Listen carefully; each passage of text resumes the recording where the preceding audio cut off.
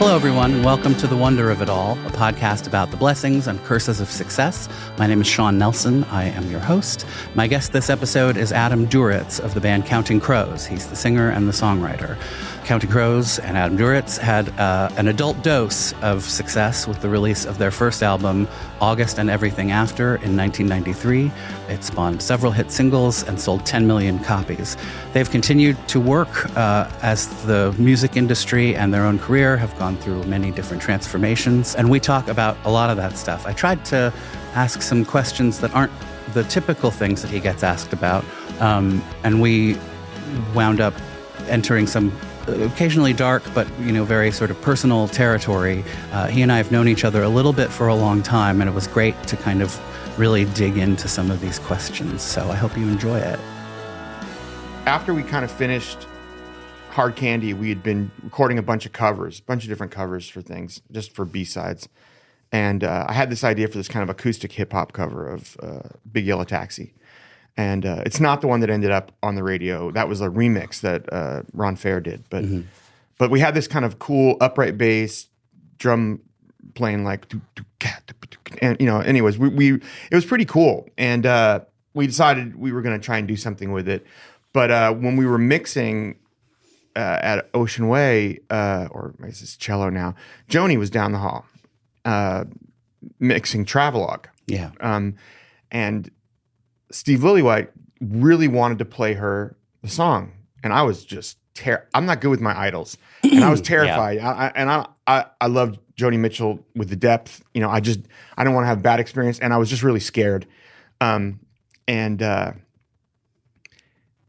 So when he finally decided he was going to go down the hall and ask her that afternoon, I snuck out the back door to avoid being there. And as I went out the back door, Joni walked in with I think she was walking her dog or something. So I got completely busted. Right. And I had to go back in there, and we played it for her, and Joni loved it. And she was so nice. And she invited me down. She goes, "Do you want to hear some of my record?" I said, "Oh, God, of course." So she took me down, and we spent a couple hours. She played me a lot of Travelogue, which is a phenomenal record. Just like her and Vince Mendoza reworking all of her work throughout her career, right, for the London Symphony Orchestra, plus Brian Blades and Wayne Shorter. It's an amazing record. And I spent a couple hours with her, and she'd be like, "Do you want to hear more?" Yeah, And so, but we also got it, in between stuff, we were talking about things, and there was a part of her that was very, very frustrated with her experience in the music business, and not bitter in the same way we were talking about. But she's someone who was a foundational part of rock and roll, at a very important moment in its history. Yeah. And then it's not so much that it passed her by as she passed it by. She was so far ahead of things that the kinds of things she was doing didn't make sense to her listeners. They wanted her to go back and be a folk singer. By the time even Court and Spark, which is a hit, is still pretty far ahead of her time. She's it's predating things like Ricky Lee Jones that were years later that other people did, that sort of funky, more produced, larger band kind of jazz rock thing that, Steely Dan had more hits with it later on, but originally they weren't that way. But by the time she gets past Court and Spark, she's way past everybody, and she's doing stuff like that record Mingus and stuff that in a jazz inflected rock, kind of folk rock that, is going to be a massive hit for Sting another decade later, right. And she's so far ahead of where the culture is that they're never there for her. Right. And so she watches her career shrink and shrink and shrink and then every decade or so after a record she makes, she sees someone doing it and getting accolades for it. And just, it must have been incredibly frustrated. She was not frustrated with the culture so much as just the pain of the situation for her, just that it had hurt. And it didn't turn her into some weird person that you wouldn't like. She was just so incredible to me. She spent the whole afternoon with me. I missed all this stuff in the studio. Amazing. It's still I put on that record, and I have such the resonance for me because of all this time spent sitting with her that day, just hours where she just played me song after song, and we talked about it. When we went to do an orchestra stuff, I said I would do it at one point when it came up. on one condition, and that was that we could use Vince Mendoza, and he could be the one who reorchestrated the songs, you know, and it was a great experience. But, you know, it had a huge effect on me, her doing that. And, you know, but I could see how painful it was. Like the things she were talking about, they cut her to the core because she had been a very important part of the culture. Yeah. And then nobody cares. And like now that everybody cares again. Thank God it's easy to be like, thank God for Brandi Carlile for being her friend and bringing her back into the culture in a way, you know, whatever it takes. Because the fact that I could see her on that stage having a good experience, just like, it seems cliche to say this, but it warmed my heart in a way that I hadn't expected anything to like that. You know? No, absolutely. I mean, her ambition was so huge, and obviously her talent was so huge that I feel like she was trying to push things forward because that was what musical artists were kind of expected to do around that time. Certainly in the late 60s and the early 70s, you know, like once Dylan went electric, that was sort of the idea, was to put audiences in maybe not a place of discomfort necessarily, but like to do things that they weren't expecting necessarily. And I mean, she went well beyond all of her peers. But I mean, it's just so funny to think of her like, I don't know, hanging out in a house with Crosby, Stills, and Nash, and them all playing stuff, and her playing a song, and they'd all just be like, "Holy shit! I can't believe this music." I go super deep with Joni Mitchell's records. I love her stuff, and I've been so happy to see her, even if it is just a like victory lap, even if it is just sort of a curtain call. Who deserves it more? I can't think of a single person. I've always just really revered her. I mean, you know, that attitude you're talking about pushing the envelope forward, you know, especially at that time in history, it's not so true anymore. But like, you had the example all throughout the 60s of the Beatles. And friends of mine who are older than me, I remember Bill Flanagan telling me this, who used to be the editor of Musician Magazine. Yeah. He worked at VH1 and MTV for years after that. But he said, you know, he's older than me, that as a kid, the thing about the Beatles that always freaked him out was that every album was like a different band. Mm-hmm. They just, you know, now we hear it all of a piece, and we're so used to that, and all the people that followed them, learning from them, that the thing that was forward thrusting from them is retro now, you know, but that every record they added some new weird thing on, and changed. And so like there was no getting used to that band. They were always something different on every record. And I'm sure for artists like a few years behind them, you know, like the one, you know, Joni, who had that kind of ambition and ability to fulfill that ambition, that was an example you were like, you know, excited to follow, you know? Yeah. Well, she was interesting because she actually had they weren't huge hits, but, you know, like Big Yellow Taxi and The Circle Game, and the sort of early folkier songs of hers that were mostly hits for other people.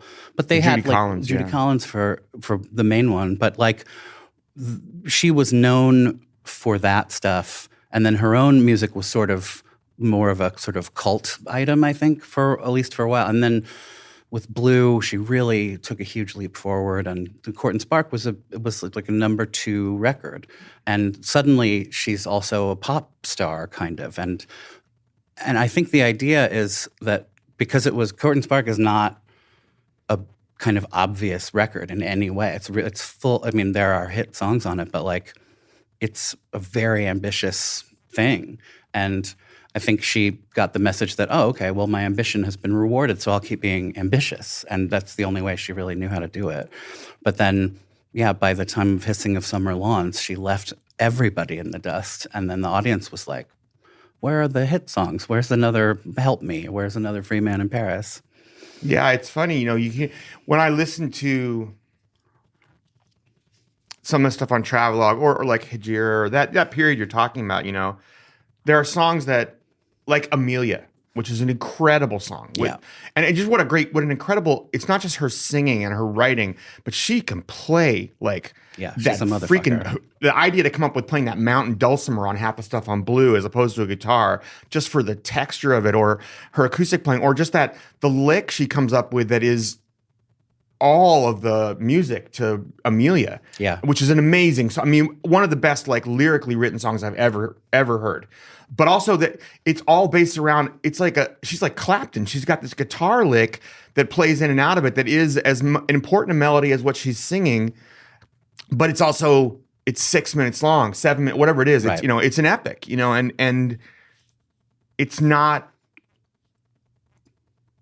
not easy, because every year that went by at that point, radio got more and more condensed. And more. They'd begun as a weird top 40 thing. They got a little crazy in the late 60s, early 70s. And then they just started, when they realized there was real money to be made on FM radio too, top 40, everything, like a freeform becomes top 40, becomes top 30, becomes top 10. Right. And it's also, they invent genres after that, which doesn't help anybody. Yeah. Which, I mean, and I think it's funny too that like my sense of it is that even though when good, when ambitious, say, artists were able to kind of break through and have big commercial hits or a song on the radio, it was like, it's not like that they were necessarily embarrassed by it, but there was a certain like, well, that's just the thing on the radio. Like, that's not the real stuff. And then by the time you guys came along, and certainly by the time we came along, like, that idea still kind of existed a bit in the culture. Now it's totally gone from the culture because I guess radio is too to some extent. But like the idea that somehow a hit was just like a nice little bonus for, it really changed, and it became the only thing that mattered to the people who were at least releasing the records. Well, it's funny because right before our bands, the 80s, which people remember as it was the blooming of new wave into a huge hit art form, but it was also the birth of college radio. Yeah. And the 80s are this kind of incredible rebirthing a decade later of like FM radio in a way on college radio stations where people just played stuff. And college radio introduced all these bands and all these indie record labels, that are really cool. And, for the first time in a while, people start having careers that don't have to blow up right away. I remember when we got signed, talking to the people at the label, and they weren't all about, you got to get a hit out right away. We talked about introductory tracks because you wanted to introduce people to the band and then hit them with a hit or something. Right. You still can't agree on what an introductory track and what a hit is because who the hell, nobody really knows. But there was, because of the 80s, and REM who spent like 5-6 records on IRS. So, they build an entire career for a decade or probably less than that, but on an indie label before they even go to become huge on Warner Brothers. They have, either 5 or 6 records. And then they had the Dead Letter Office. Yeah. So it's like, that's a lot of career on an indie label, but bands could do that and build career because you had college radio playing stuff, and I can't remember what her name was. That Gina Arnold called the Route 666. Right. The run of clubs that were established, that Black Flag and bands like that established, Camper Van Beethoven around the country. So like we could all go club to club to club in all these cities, and there was a touring network you could do that was very band friendly. That whole world was kind of like, this is a place where you can build a career. And that was and then once that actually works and bands are successful, indie bands, the next thing is everyone's buying the indie labels to try, and now we're back to you have to have a hit right away again. Right. It all definitely, once something breaks through in any way, the larger industry just like absorbs it to try and get some of that going. But they also, it wasn't until it was a little too late for our band that I understood that major labels, they were never really in the business of selling records so much as they were in the business of selling millions of records, and anything less than that was sort of like, why would you do that? And that attitude leaves out the idea that you actually have to often build up to selling millions of records. Not always. I mean, obviously, your guys' debut was a, outsized success in that particular way. But that was also at a crucial moment where all of that underground or college radio culture had sort of entered, just like taken its first real steps into the mainstream in a way, largely because of bands like R.A.M. kind of breaking through, and suddenly it was like, oh, we got to find the next one of those and try and repeat that somehow. All of that has really nothing to do, well, it doesn't have nothing to do with the bands, but it sort of, you can talk about the bands without talking about that stuff. But that stuff is pretty interesting in light of how things are now, where it's hard to know how music interacts with the culture at all, other than as sort of background, like decoration, a thing that plays in the background of a 30-second of video. A TikTok video or whatever. It's been a very disorienting and dismaying process. Well, so when we were signed, one of the reasons we signed to DGC was that it was a little boutique label at the time. They had, the guy that signed us had signed Nirvana, Sonic Youth, the Sundays, the Posies. I'm spacing on the rest. Beck, just a little while after that, was signed by the next guy. Mm-hmm. It was a lot of like Maria McKee, a lot of kind of indie bands in a way. They were very like open to taking time, and it didn't work that way. But it was funny because Mr. Jones was on the radio, and we weren't even in the top 200. Mm-hmm. Saturday Night Live took a gamble on us, booked us, and we actually played Round Here. We played Mr. Jones at like 1:45, whatever the last thing is. But it was Round Here that really, we played that on Saturday Night Live. Our record was at 213, and it literally jumped 40 plus spots a week for 5 weeks. So it was really Round Here that blew up our career. And that was the song we played on Letterman a few months later, which is, we, ended up at number 2 for a couple years. But we had been on college radio, and Mr. Jones was getting played, but it wasn't doing anything. It wasn't moving anything. Round Here moved it because we went on TV and played this very unique song. Mm-hmm. I love Mr. Jones, but it's like a Brown Eyed Girl kind of pop song, a rock pop, a good one. But Round Here is different. Round Here is like dramatic, and it's like it's got all this gravitas and build, and even though that is the song that changed our career and blew us up into the stratosphere, they forgot that 5 minutes later and went right back to it. Has to.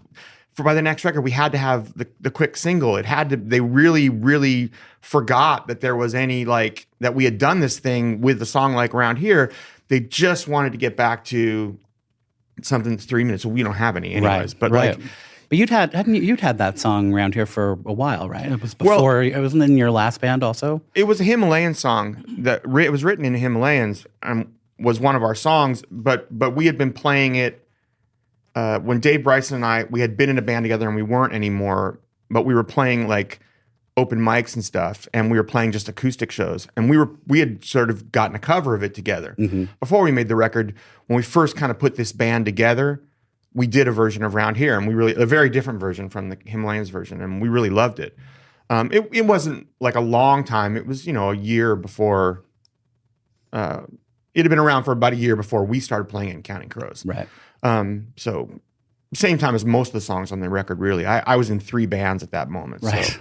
But the thing about the stuff now is that, I don't think anyone ever really knew how to make a hit, but they had a formula for how to promote one, which is that you put it on the radio and then you bribe the whatever guys. And, but now but it was always like, it happened when it happened as far as hits are concerned. No one really knew.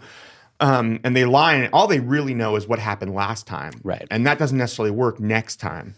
But now you're right. It's like, it's really, the virality of things is no one knows how to make something viral. Yes, we should all be using social media. Yes, it's a great form of promotion and it's free. Right. But no one has any idea. They're lying to you if they tell you they have an idea. Things become hits on TikTok because someone starts to put a dance video together, not because you put that song out there or your label put the song out there. And then suddenly the song's a hit. So it could be anything. Yeah. And nobody knows. It's just, which is it's become very, democratic's not the right word because I don't think, I guess it is democratic. Everyone just votes on it. It's more anarchic than democratic. But it is also, it does kind of arise out of ideally, a genuine reaction that people have. People hear a thing and they respond to it and they share it or whatever.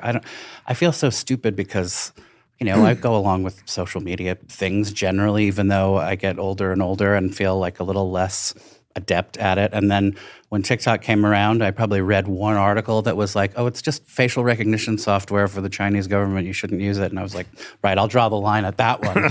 And of course, that's the one that completely completely took over the culture. When you were in 3 bands and, you were starting Counting Crows, but you had these other bands, like what was well, actually, let me go back one step and ask what it was like in the Bay Area in late 80s, early 90s. Like I have a vague sense of that. I know some of the bands, but like I know you've talked a lot about the kind of, I think the phrase you used was something like aspiring artist culture versus professional artist culture, something like that. Like struggling artists versus working artists. Right. I mean, go on. But I'm curious what it was like, sort of what it felt like creatively, but also what it felt like in terms of ambition. Well, I loved it. I thought it was a fantastic place to be working. Like there were so many bands, so many clubs, so many empty garages and basements to rent or warehouses. It just seemed really easy to play a lot of music all the time. Immer and I were living in a warehouse together. Our guitar player, David Immergluck, by the 4th Street by the Bay in Berkeley, and there were like these 2 months where we either played a gig, rehearsed, or went to see friends play a gig every night for like 2 straight months. We were all playing in a million bands. It was very fulfilling. You were rehearsing, you were playing, your friends were always playing. Any night you wanted after you got done with rehearsal, go to any bar, and one of your friends was playing. Right. It was just like really, there were great clubs like the Paradise Lounge where there were 3 stages in there and a bunch of bars, and you could just hang out, you could watch people play music. It was a scene, and it was really cool. Like there were a lot of really good songwriters. The Bay Area has always had a problem with getting like very in love with a genre, and then everybody needs to do that, whether it's world beat or cowpunk or it's just a bunch of and then everybody copies it and does it. But they also had a lot of great songwriters, and like in the late 80s, early 90s, the sort of like everybody do the same thing had kind of petered out, and there were just a lot of different bands doing a lot of different stuff, and there was so much music. I found it an incredibly welcoming, supportive, great place to be until we blew up. Right. And I get that. It's like frustrating. Hounds. It's so hard to, rise out of anonymity, and it seems so impossible, especially in a town where if you're not in LA or New York, where there's lots of business around you, right. Or Nashville, I guess. It just seemed like, is anyone ever going to come see any band I'm ever in? I was 27 before anyone came to see any band I was ever in. And I was 28 when we got signed and 29 when the first record came out. So I had spent 10 years in the clubs. Right. And 10 great years in some ways, really scary years in other ways. Because I knew what I wanted to do with my life before any of my friends. I wrote a song my freshman fall term in college. And it was like a light bulb went off in my head. Like I was a songwriter, as a kid, you're so the biggest struggle you go through is you're undefined. You don't know what you are, because at a certain age, all you need to do is like meet girls or guys and do your homework. Right. That's really all life is: social life and homework. And everyone's telling you what to do most of the time. So you know where to be at a certain hour. And then you get out of there, you're supposed to be free, but it's really scary because you have to figure out how to transition into, I'm going to spend the rest of my life doing something. Right. So as soon as I wrote a song, it was like, oh God, I'm a songwriter. And I knew that. I fell behind when they all got jobs, because right. I didn't know how I was going to take care of myself. And that was really scary, especially as it went on for years. But it was also like, I loved playing music. And there were so many places and ways and people to do it with in the Bay Area. And when we blew up, that wasn't cool anymore, but yeah. But that was also a time, presumably, when you could kind of be broke with some dignity in the Bay Area, which was not true really, by the time even your second record came out. San Francisco was the first town I knew of where I knew people who were in bands and had a recording studio or whatever, where it was like, yeah, I have to move because I can't afford to even be here anymore. Yeah, I mean, you need to move anyways because there's nowhere to play. Right. And also there's nowhere to rehearse because that's like a once in a century kind of explosion where like the culture completely changes because of technology. Right. You know, the .com thing that blew up, it changed everything around the world, but especially in this one city, this one little city, because San Francisco is not a big city. Yeah. This one little city where it took place so that there's billions and billions of dollars coming in there and people rushing from all over the world to work there. Right. And they've got to find places to live. So every warehouse, which used to house bands and rehearsal spaces, becomes a condo. Right. And all those clubs that were just empty, in the shitty area of town, south of Market, Soma area, become condos. Yeah. And eventually, if there's nowhere to rehearse, then it doesn't even matter if there's nowhere to play because you can't be a band with nowhere to rehearse. And, also, along with all that, of course, obviously rent goes through the roof, and there's nothing affordable anymore at all. It's like colonizing a new country or going west. It became, the first things to go were the warehouses. Yep. And that ends it right there, because when I was coming up in Counting Crows, I lived across the street from Les Claypool. So Primus is right across the street.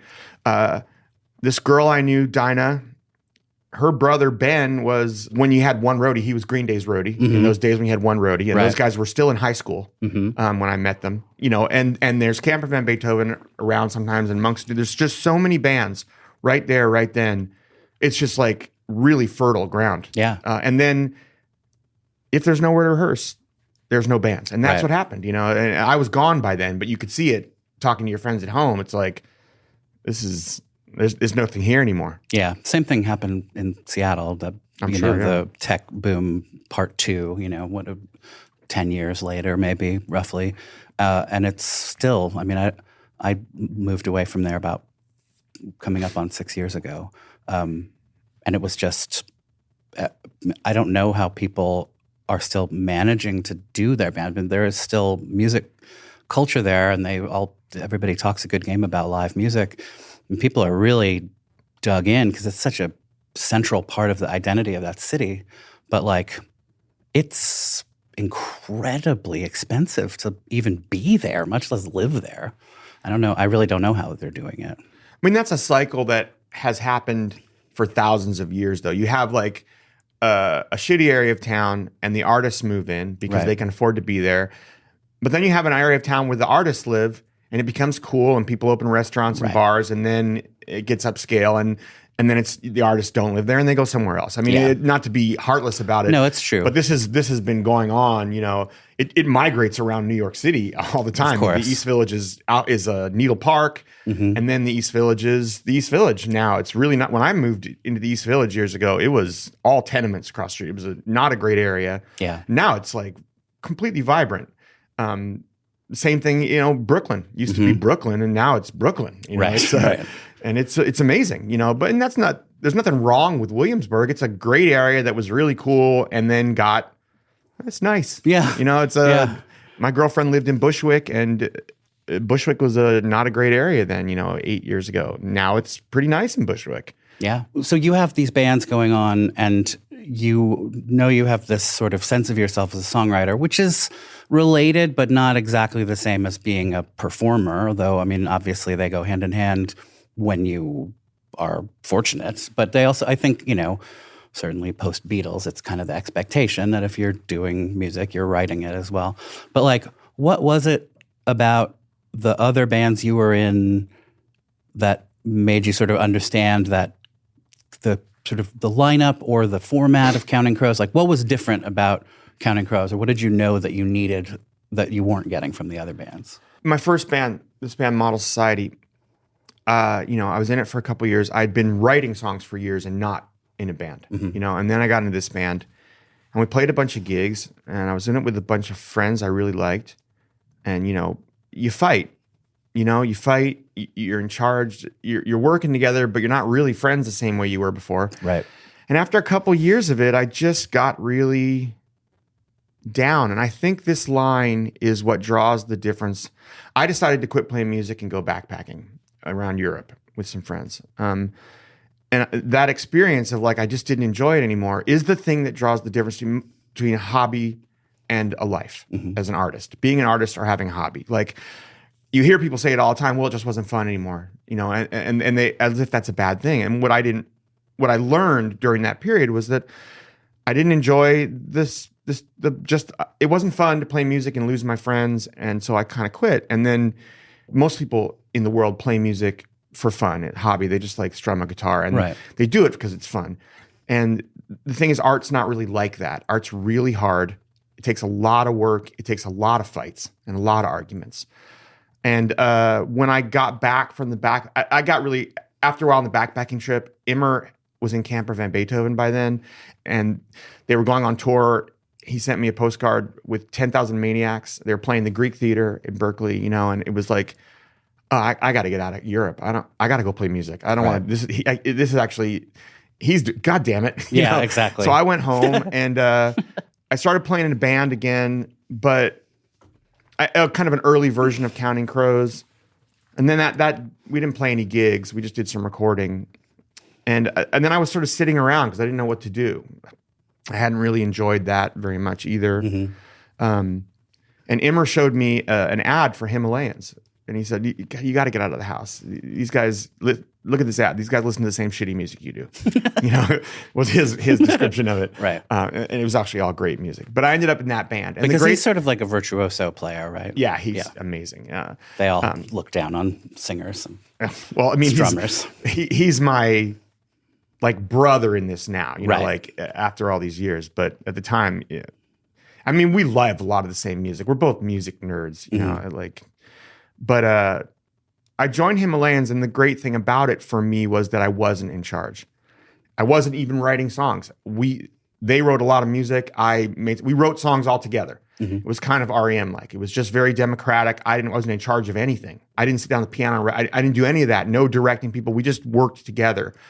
So it took all that sort of weight of being a band leader off me, and I did that for a while, and I loved it. I loved Himalayans. It was the fucking greatest band. It was way more psychedelic and punky and just a real envelope pushing for me because I'm not a very good musician, so that was beyond the capacity of the stuff I could write. Right. But while I was doing that, I was singing backgrounds in Sordid Humor, which I was really enjoying, and Immer played in that band sometimes too. Dave Bryson and I, who was in that first version of Counting Crows, had started playing open mics and acoustic gigs together and played some bar gigs with a couple guys from his old band, did a little recording with that group. At one point, somebody came to see us, and he worked at EMI. He saw us at the Paradise Lounge, and he asked us if we'd come down to LA and meet with him, and we went down there, and it was weird. We met with him, he asked us to be there at 6 in the evening, so the record company's closed.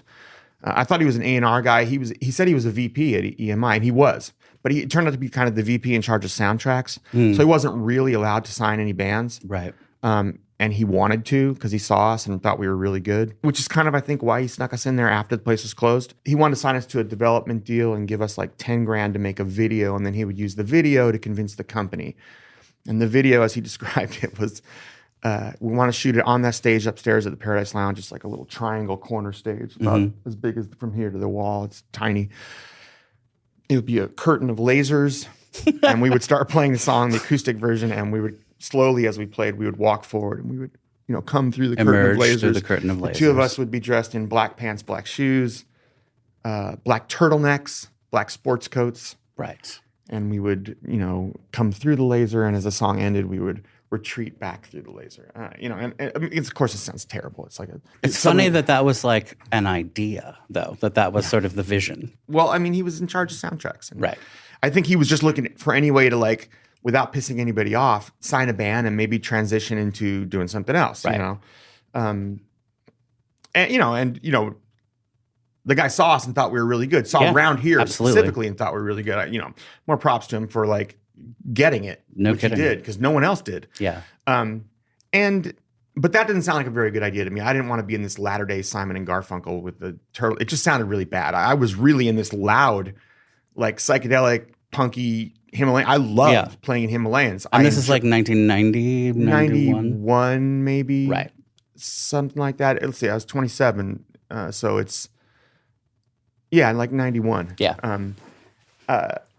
But, on the one hand, this does not sound like anything I want to do. I'm enjoying playing open mics and playing acoustic sets because when we played the open mics, we'd make a great impression. People really liked us. They flipped out. The people running the club would then ask us to come play a set during their open mic or do a set. We were getting gigs, and I enjoyed playing with Dave. It was fun. But I loved being in Himalayans and being in Sordid Humor. And it really wasn't, that acoustic thing wasn't what I wanted to do. I didn't want to be an acoustic artist. Didn't sound right to me. Right. But I'm also 27 and no one has ever come to see me play. So that was like, maybe we should get a lawyer and find out. Because also this world of development deals sounds a little fishy to me. Like if you're already signed to the development deal, you don't have any leverage. Right. That just sounded like this isn't a good position to be in. We don't know anything about this. So we went and found friends of parents, lawyer's friend who knew another guy, another company. We ended up, by this time, we'd also thought, maybe we should put a little more effort into this Counting Crows thing. So why don't we do some more sessions? Dave had his own recording studio called Dancing Dog at Emeryville then. And so we each pick our favorite guys. I want Charlie Gillingham. I played a lot of gigs with bands Charlie was in. Him and Dan were in a lot of these bands. And I wanted to, I loved his piano playing. So I picked Charlie. Dave picked the bass player, Matt Malley, from his old band, Mr. Dog. And we got this drummer from a band that rehearsed downstairs in the warehouse, a Mad Affair, Steve Bowman. And we went in and did some recording at Dave's place. And we recorded, Round Here, Rain King. So when we eventually got in touch with the lawyer in LA, we sent him a demo tape. It's a 15-song demo. Right. Which is stupid. A demo should have one song or two, maybe three. Right. But you don't want to expose how much you suck right. with a 15-song demo. Nor do you want to make anybody listen for more than 10 minutes or something. Yeah. But this demo tape did have the first set of, in that original version of Counting Crows, we recorded about 5 songs, one of which was Anna Begins. In the second version, when we were doing the bar shows and the acoustic shows, we recorded about 4, including Mr. Jones in Omaha. Mm-hmm. In this third version, with the band that actually became Counting Crows, we had recorded 4 or 5, including Round Here, Rain King, maybe A Murder of One. So this demo was kind of loaded. Right. So it's of the 14, how many wind up on the first 5 record? Probably. Right. 5 or 6. 5 of the 6 of the most memorable. And I'll be honest with you, the label wanted 4 or 5 others on the record. And right. I thought they were great for demos, but they weren't ready for right for their album.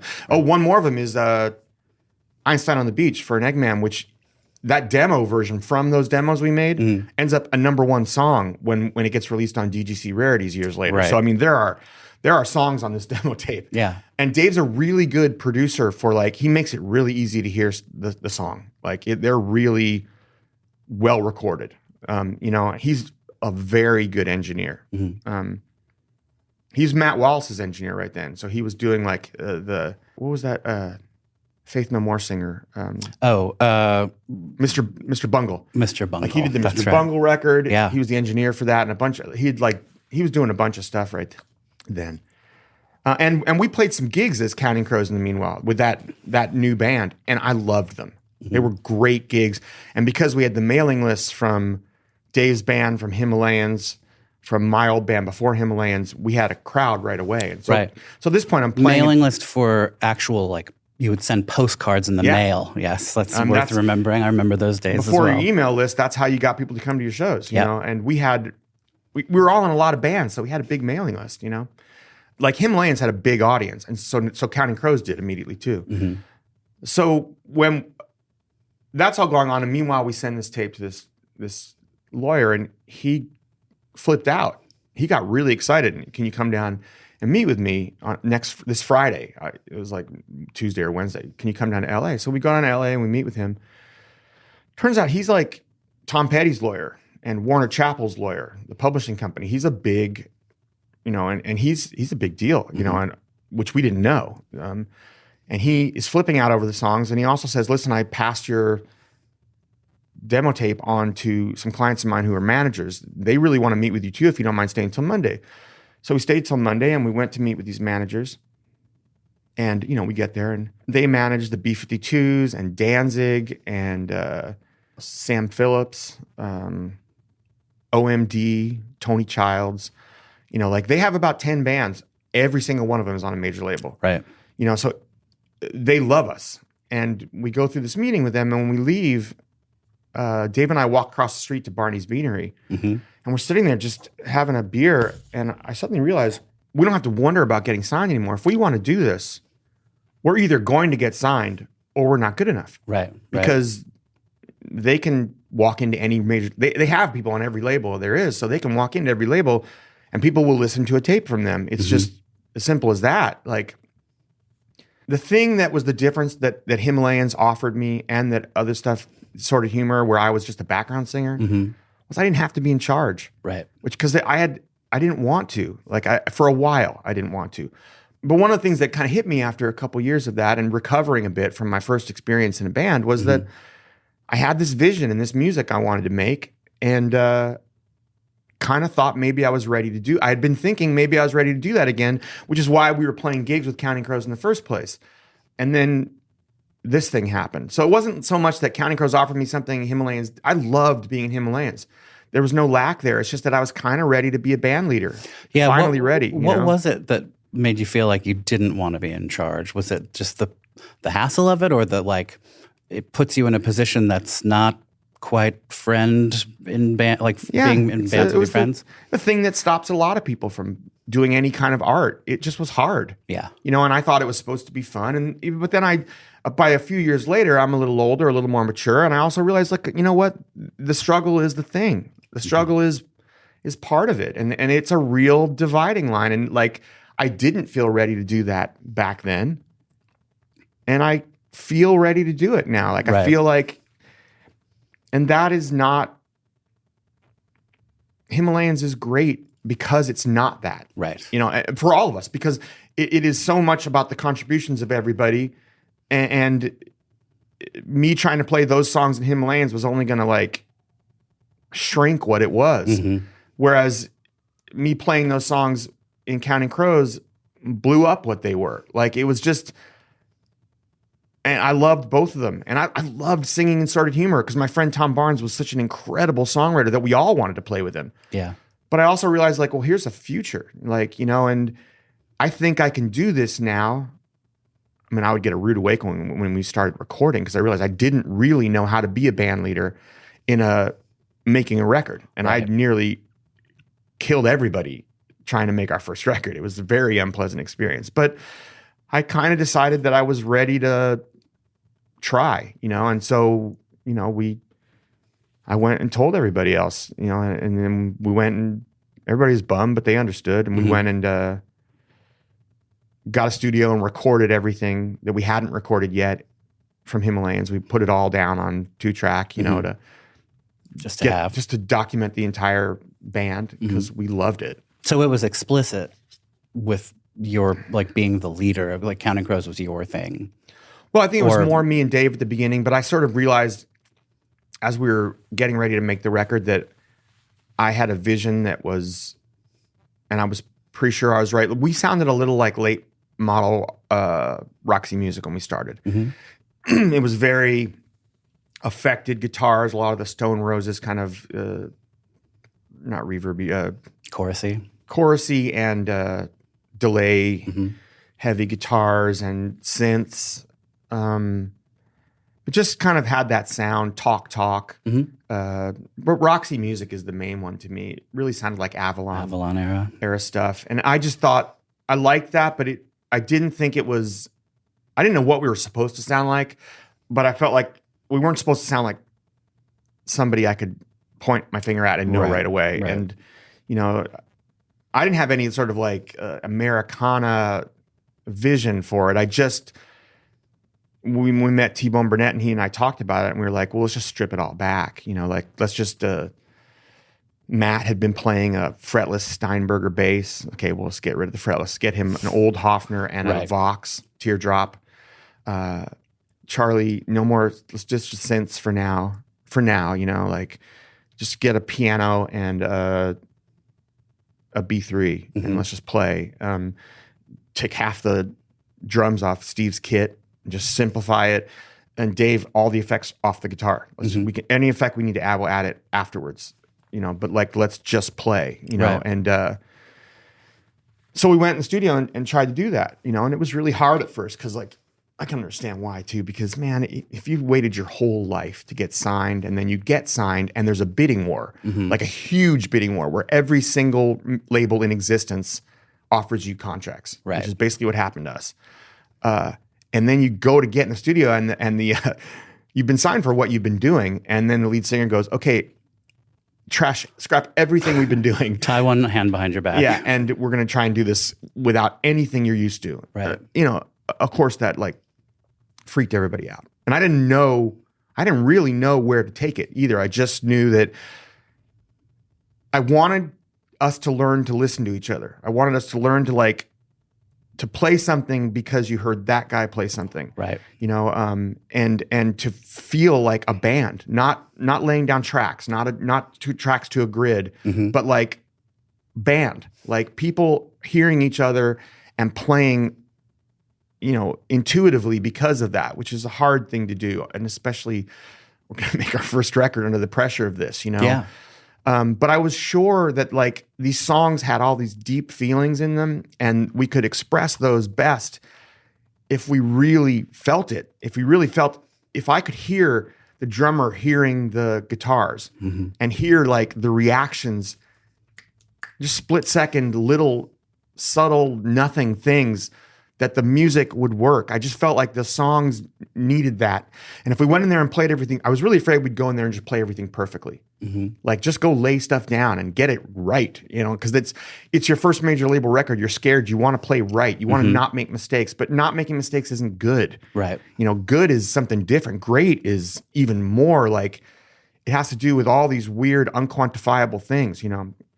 I was really worried about going into a studio, and our A&R guy took us down to see Robbie Robertson, and we went to his place in Village Music. And I expressed, we were just talking about making records, and I said, I'm really worried about this. Like we're going to get in the studio, and everyone's going to look around and see how expensive it is, and just try and do it right, and it's going to be sterile and boring and forgettable. And he said, well, why don't you go make a record in a house? That's what we always did. No one else has made a record there. There's no pressure. It's as T-Bone later said, yeah, studios stink of other people's bad music, which isn't really the issue, but like. No, but it's a weird environment, especially when there is pressure. And when there is like the money clock is ticking.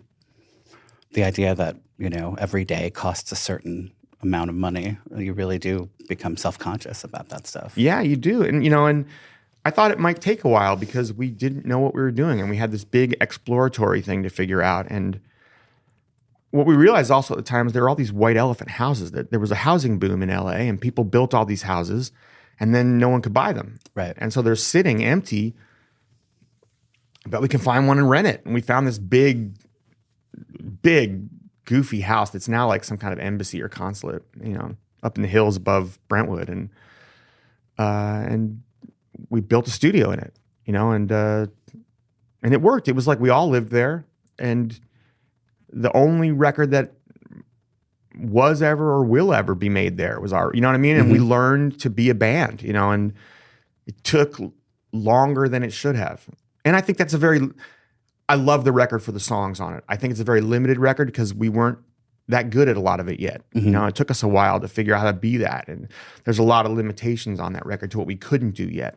But that's also part of what makes it sound the way it sounds and feel the way it feels. Those kind of like the pre-mastery era, of a band is often when it is the most, somehow it disconnects with people because it actually sounds like people doing it, which is, I think, part of what you're talking about with the sort of perfection problem, Yeah.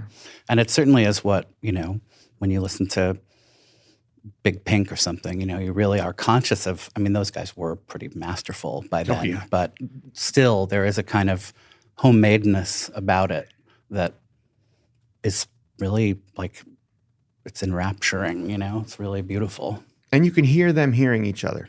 Right. Like that is one thing that like, when Robbie suggested, I immediately thought of was all those records or the way they sound on, whether they're actually playing that on The Last Waltz or not. But, but I mean, playing it eventually. They're hearing each other. You know what I mean? They're reacting to the things they're hearing.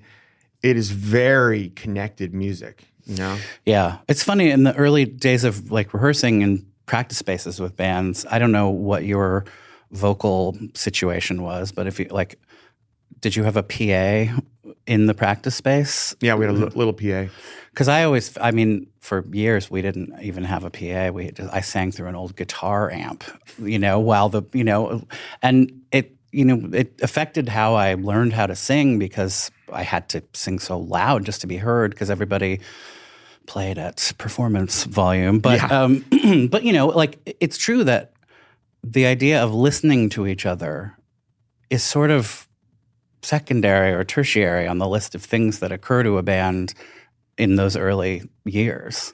Well, because you can't really do it. I mean, you can, and I guess obviously bands like the band did do it somehow in completely adverse conditions. Right. And they don't even have anything. They don't have monitors then. Exactly. But you can't really do it until you get in a studio and when you can actually suddenly hear. I remember how surprising that was. Like, oh, I can really hear. This is different. We can do a lot of stuff. Just the range it gives you. Yeah. But yeah, it's like, but you want to be freed by that and not like, because it can also make you feel like you need to do things perfect again. I hear all the mistakes I'm making. Right. And it's really important to be freed by that, like, because you can be. If you start to feel like I can hear everything, I can do anything, you can either try and sing it right, or you can also think, I could just sing it any way I want. And I can always use a take from some other time, I can explore. Yeah. And that's the thing, it gets you. Like, but you have to like get your mind right about that, because otherwise it gets you, a lot of grid work. Well, see, did he have any sort of mentor vibes in that regard, like with regard to specifically playing in that way? Or was he just sort of sitting back and waiting for you guys to be ready? No, he had a lot. He's there's a reason he does a lot of first records with people or foundational records, even if they've made something before them, because he really is good about helping a band learn to be themselves. Not learn to sound like him, but learn to be themselves. Like he's really good about that. He's very insightful about those sorts of things. I think his mind works really fast and he gets distracted and it's hard for him to do one thing at a time. So he'll do 8, right? Which is there were times where he just wasn't around. Yeah, and we ended up doing stuff on our own. And then you spend a day or a day and a half. I remember this one time we were trying to finish up Rain King. Everyone was gone except for me and Immer. We were down in LA at Charlie Chaplin's old house, which had been turned into a recording studio in the Valley. I think it was in the Valley. And we were trying to finish up Rain King and this other song, which we left off the record, Shallow Days. And we spent ages, a million guitar parts, mandolin parts, just background vocals, just trying to find ways to make it work. And we spent pulled an all-nighter. We'd spent a day by ourselves and another all-nighter. And like 10 in the morning, we were still there. We were wiped out. We'd been all night long working. T-Bone walks in. Here's what we've done. He goes, why don't you just do this? And it was perfect. But you want to kill him too, because it's like, Jesus Christ, I've been here for 2 days by myself when you weren't here, but it's like, God, you're a fucking genius. Like, that's brilliant. That's a great idea. And it works, okay, now the song works. But, it was, he was a great mentor and a great friend right then, and I was ready to move on afterwards too. By the time we spent a year and a half on the road after that, it was our first time ever really touring. Immer decided right before we left for tour, he had been down with us he came down, worked on the record, decided to join the band. And then at the last minute, I think he didn't, he was kind of doing a lot of interesting stuff in the Bay Area. He was producing bands. He was playing in a lot of bands. He was a very important part of that scene. And I don't think I think he got cold feet and didn't want to like join a band at the last minute. His picture's on the record, like, and he just decided at the last minute, I'm not ready to join a band. I'm doing a bunch of other stuff. It's really interesting to me, we had always talked that we would end up in a band together. So I was kind of heartbroken when he decided not to stay. But Dan joined the band right after that, and we went on the road. So now we've got a lead guitar player. After Bowman left, we got Ben, who was much more of the kind of like grounded in indie rock and punk as opposed to funk, much more the drummer for us in a way. So when we went, the songs I was writing between those two records were much louder. We finally had electric guitar that I thought was really what we needed in the band, and much more sort of abrasive. And, it wasn't, to my mind, it wasn't right for T-Bone. Like I wanted to find, Gil Norton, who made the Pixies records. Yeah. He was someone I loved the work he'd done with bands. OMD too, he did OMD, the Pixies. He was really making records that I thought were really important where we were going, and because we had songs like Catapult and Angels of the Silences, and we still had songs like Goodnight Elizabeth too, but we were pushing into something really different. And, the label, of course, wants you to make After August and Everything After. Right. Or August and Everything After. Yeah. But, we had full creative control, which is nice. That was one of the reasons we signed there. We gave up all the money to get complete creative control and a higher royalty rate. Which presumably would have paid off pretty handsomely with that way that record sold. Yeah, that worked out great for us. Yeah. And all that advance money it's not great money to take. It seems great at the time, but like you don't even pay it back out of the gross. Like, if you get $100 from a record company and you sell 10 records at $10 a piece, you're not paid off. Right. You pay it out of whatever percentage you've got. So it can take 50 records. We did basically the same thing. We didn't have we didn't sell as many records as you guys, but we sold a lot compared to, like, our record cost $3,000 to make, and it sold 500,000 copies, and that seemed like pretty good return. Yeah. And we did intentionally do a small advance because we didn't want to wind up being in debt, and we didn't want to fall into the traps that you hear about, even though we were advised, take all money now because you're never going to get more. And indeed, it was true. We almost never got more, but like we recouped that deal like 3 years ago. Wait, how? Only cost $3,000 from 1998 till now. Well, that there was tour support and promotional things, which were, because we had a good deal. Like they were even just 50% recoupable, but it was mostly, I think, just sort of fuzzy math and whatever. However it works, we didn't have the means or wherewithal to audit anybody. And so suddenly we were like, oh, hey, we just got a record royalty. Like the band had been broken up for well over a decade. Yeah, I don't think people realize how... It's insane. I mean... It's insane, and it's also like... it's sketchy, but... Even the way the law is set up to protect you is funny, because in California law, if it's determined that the label owes you, let's say, $1 million or over a certain amount of money, I think it's maybe over 100,000. It's not that they then have to pay it to you; it's that they then have to negotiate with you. That's the only, and the audit is at your expense and all of that stuff. That's sort of, once you open the lid of that chest, it's a nightmare. It's funny how, because we are all individual artists and we have we have unions, but not unions that lobby or do anything, Right. Like, so we don't have any power. Like, for instance, you work for a business and you go on a business trip, you get per diems and you have an expense account and you turn it in. That stuff is tax-free, any money that, like, for almost everybody. For a musician, you go on tour, you're away from home, so you have to eat somehow. You have to get food each day. So we pay ourselves per diems, us and the crew, because you are forcibly away from home. Right. And so you have to buy food every day. Right. So per diem money is taxable.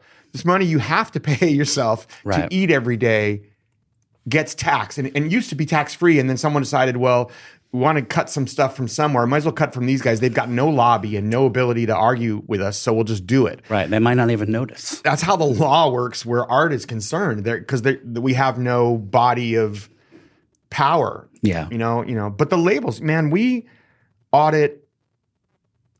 Like every 3 years or so, we audit the label again. We've done it for 30 years now. Every time we do it, we find huge chunks of unpaid money. Yeah. Like it is substantial. And they do, and it's just because it doesn't cost them much to try and to do it. And so they just do it regularly, thinking no one will catch them. And most bands don't. Most bands get robbed blind by record labels. It's terrifying. Like the fact how much we find every time we audit. It infuriates. I mean, I'm glad I'm relieved we find it, but it infuriates me because it's just someone tucking some checks away. And I mean, it's, in some cases it's intentional. In other cases, it might very well just be, oh, fuck, right, no, yeah, okay, sure. Like, it might just be sort of inadvertent being overwhelmed by all the other stuff they have to do. But you would think it would be somebody's job to sort it out. But that's not like, for one thing, careers at rec companies are very short-lived. Yeah. And so no one takes the long view because it's only important as long as they're working there. Right. And so what's important is like right now, and long-term things like, this is the funniest one to me all the time. If you are a record company, there's only one thing of value you have, and that is the music that you've made over the years. And they own it all. We don't own our music generally. It's you can negotiate it at some point if you're big enough, but generally the record label owns everything you've done. And they keep them all in these tape vaults.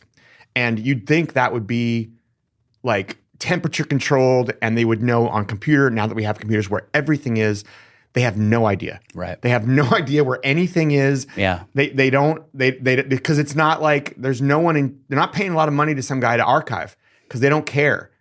It's already gone out. Yeah. Maybe it'll come out at some other time, but they just don't care. And it's not anybody's business that's working there every day trying to keep it together. And like when we made, God, what record was it? It was just a few years after we'd made Recovering the Satellites, like maybe the 10th anniversary. So like 2006, we wanted to do a package and find some stuff. We had done a lot of filming during that period and had all this great video content and they couldn't find anything. And they finally told us they lost the record. The actual 2-inch tapes, because when we mixed the record, we ended up mixing in New York, the studio, and because it had too many tracks, you used to have to slave machines together, which is kind of a hassle. So we instead bounced everything over from the 2-inch tape to digital to mix it. They forgot to pick up the 2 inches. The digital got turned in because it went back with it, but that's only the stuff we recorded. So all the extra tracks, they forgot to pick them up, and they're gone. Is what they told us. And they couldn't find any of the film stuff. It was all, they couldn't find it. They weren't sure if it had been lost. Then years later, we hear there's this, the fire, the Universal had a big fire. Universal fire. And suddenly it's like, oh, have they been lying to all of us all these years? Whenever anybody asks for something, the truth was it burned years ago and they haven't told us, or did they not even know? And so when that came out, we were all like, okay, well, can we even sue them for burning? And it turns out you can't because they own it. Right. It's theirs, not yours. But you still got charged for the creation and all of that. And it's a partnership. You need the materials for stuff. Anyway, so it's all lost. We realized they've been lying to us for years. It wasn't, some of it, they did leave the 2-inch behind. They just forgot that. Right. But the other stuff probably burned. Anyways, no one knows where it is.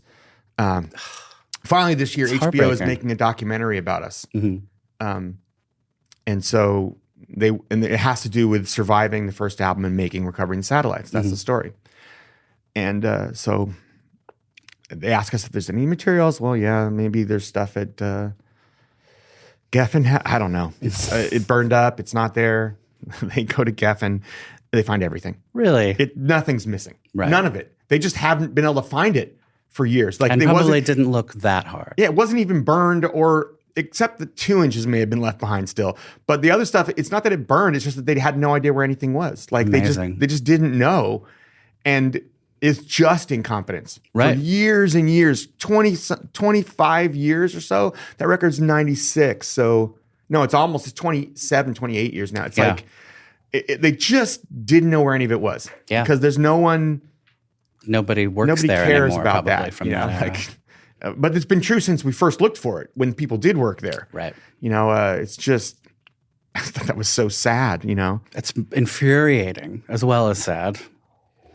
Well, I mean, that actually leads interestingly into the next little bit of next little subject. I mean, you have been asked pretty tirelessly about the experience of the first record blowing up so much and your sort of fame experience and all of that. And I mean, I'm really more curious about the sense you had at the time of like, I know you were proud of that work, and I know you felt like it was a certain kind of personal step up into whatever, and I mean into like probably who you were or you wanted to be or something along those lines. But I'm curious about whether it was so big. Was it surprising? Was it validating? Was it terrifying to be all sort of of the above? Yeah. I mean, you realize at a certain point there's a difference between accolades and fame. Someone telling you that something's good is one thing, but fame is a snowball that just grows itself. And it's. I've often said, and this isn't true for everyone, that fame isn't something you do; it's something other people do to you. Mm-hmm. And it gets out of control, and it starts to be about being famous. Fame becomes about being famous after a minute. It may start about being good, but after a minute, it's about being famous. Right. And there's a mania to it. I was a very shy person. Moved all the time when I was a kid. I didn't know a lot of people growing up. I didn't have a lot of longtime friends. I'd never lived anywhere for more than 2 or 3 years until I was like 15, maybe. I wasn't prepared for. I don't know that anyone's prepared for fame. It's just such a weird thing, and I wasn't one of those people who loved it and was comfortable and was like, finally could pose and shine in it. Mm-hmm. There are people who do really well. I turned inward, and I had a hard time being recognized all the time. It felt like something that might not stop. When I was watching Oppenheimer, they had that thing where like before they set off the bomb, they're pretty sure it won't ignite the whole atmosphere and burn the world. Right. But they're not certain, but it's they're not pretty quite sure. 0% chance. Yeah. So, it just seemed like every time you got caught in public and people started realizing it was you, that it might not stop. You might not get out. I found it very, I'm dissociative. I have a mental illness. It's hard. The world doesn't always seem real, so I'm not always great at coping with it. And when it comes at you like that. Right. Presumably you wouldn't have even really known about that at that time, right? Well, not until it happened. I had no idea. But I had suspicions. I wrote Mr. Jones about it's about dreaming of being a rock star, but it's also very much about knowing it's not going to turn out the way you think it is. Yeah. Because the guy keeps saying, when everybody loves me, I'll never be lonely. He's wrong. You're supposed to see through that, and you're supposed to see that it's a dream he has, but he's going to have a rude awakening. Yeah. I don't think people got that a lot of the time. Well, and also saying I wish I was beautiful is not the same thing as saying when I'm famous, I'll be beautiful. It's really different. It's radically different. But there is that part of us that always believes that, we want to be popular in school. We want people to like us, and so it seems like if they can hear this music I'm making, they'll think I'm beautiful, meaning they'll like me, and I will be beautiful. Maybe I've always been beautiful and no one noticed it, but I feel ugly, maybe this will show me in that way. But instead of, you don't have a series of insightful conversations with people when you're famous. It's not like people want to sit down and talk to you about stuff. They just want a picture and they want an autograph and they want to scream at you or they want something. They don't even know what they want, I think, most of the time. It's like TV has come to life. Yes. Something that you couldn't touch becomes something you can touch. And it's like if it was a series of great conversations with cool people, if we got famous and then people want to talk to us and we got to sit down and meet, maybe it's a pretty girl and she wants to sit down and talk to you, but it's not. She's there and she's gone. Right. If it is a pretty girl, she's there and she's gone and the next person's there. And it's this flood of sensation and overstimulation kind of. And I found it scary. I resented people who were like, oh, sorry, he gets to be famous and he's angry, because fuck you, you don't know. And I find it scary. You may not find it scary. Right. You probably won't find it at you'll all. You'll never know, because right? Because you don't know. You cannot walk in these shoes. This is, you want to be famous? Go be famous. All you got to do is do something great. And you're not going to do it? Okay, fuck you then. Right. Like if you don't even make the effort, because I got here because I created things that were extraordinary, and I'm really proud of them. Mm-hmm.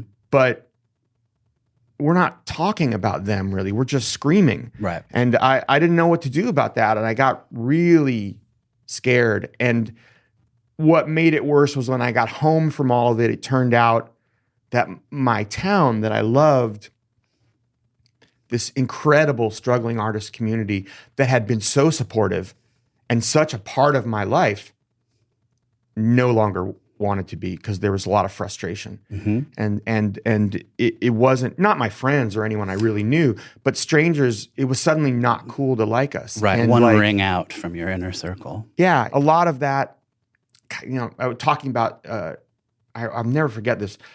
While we were a band that was huge for me as a kid was Big Star. I had read about them in interviews with REM probably, and before REM too, though. I had read about Big Star. I was one of those kids who, like, it's hard to understand this nowadays, but there were records you couldn't find when we were kids.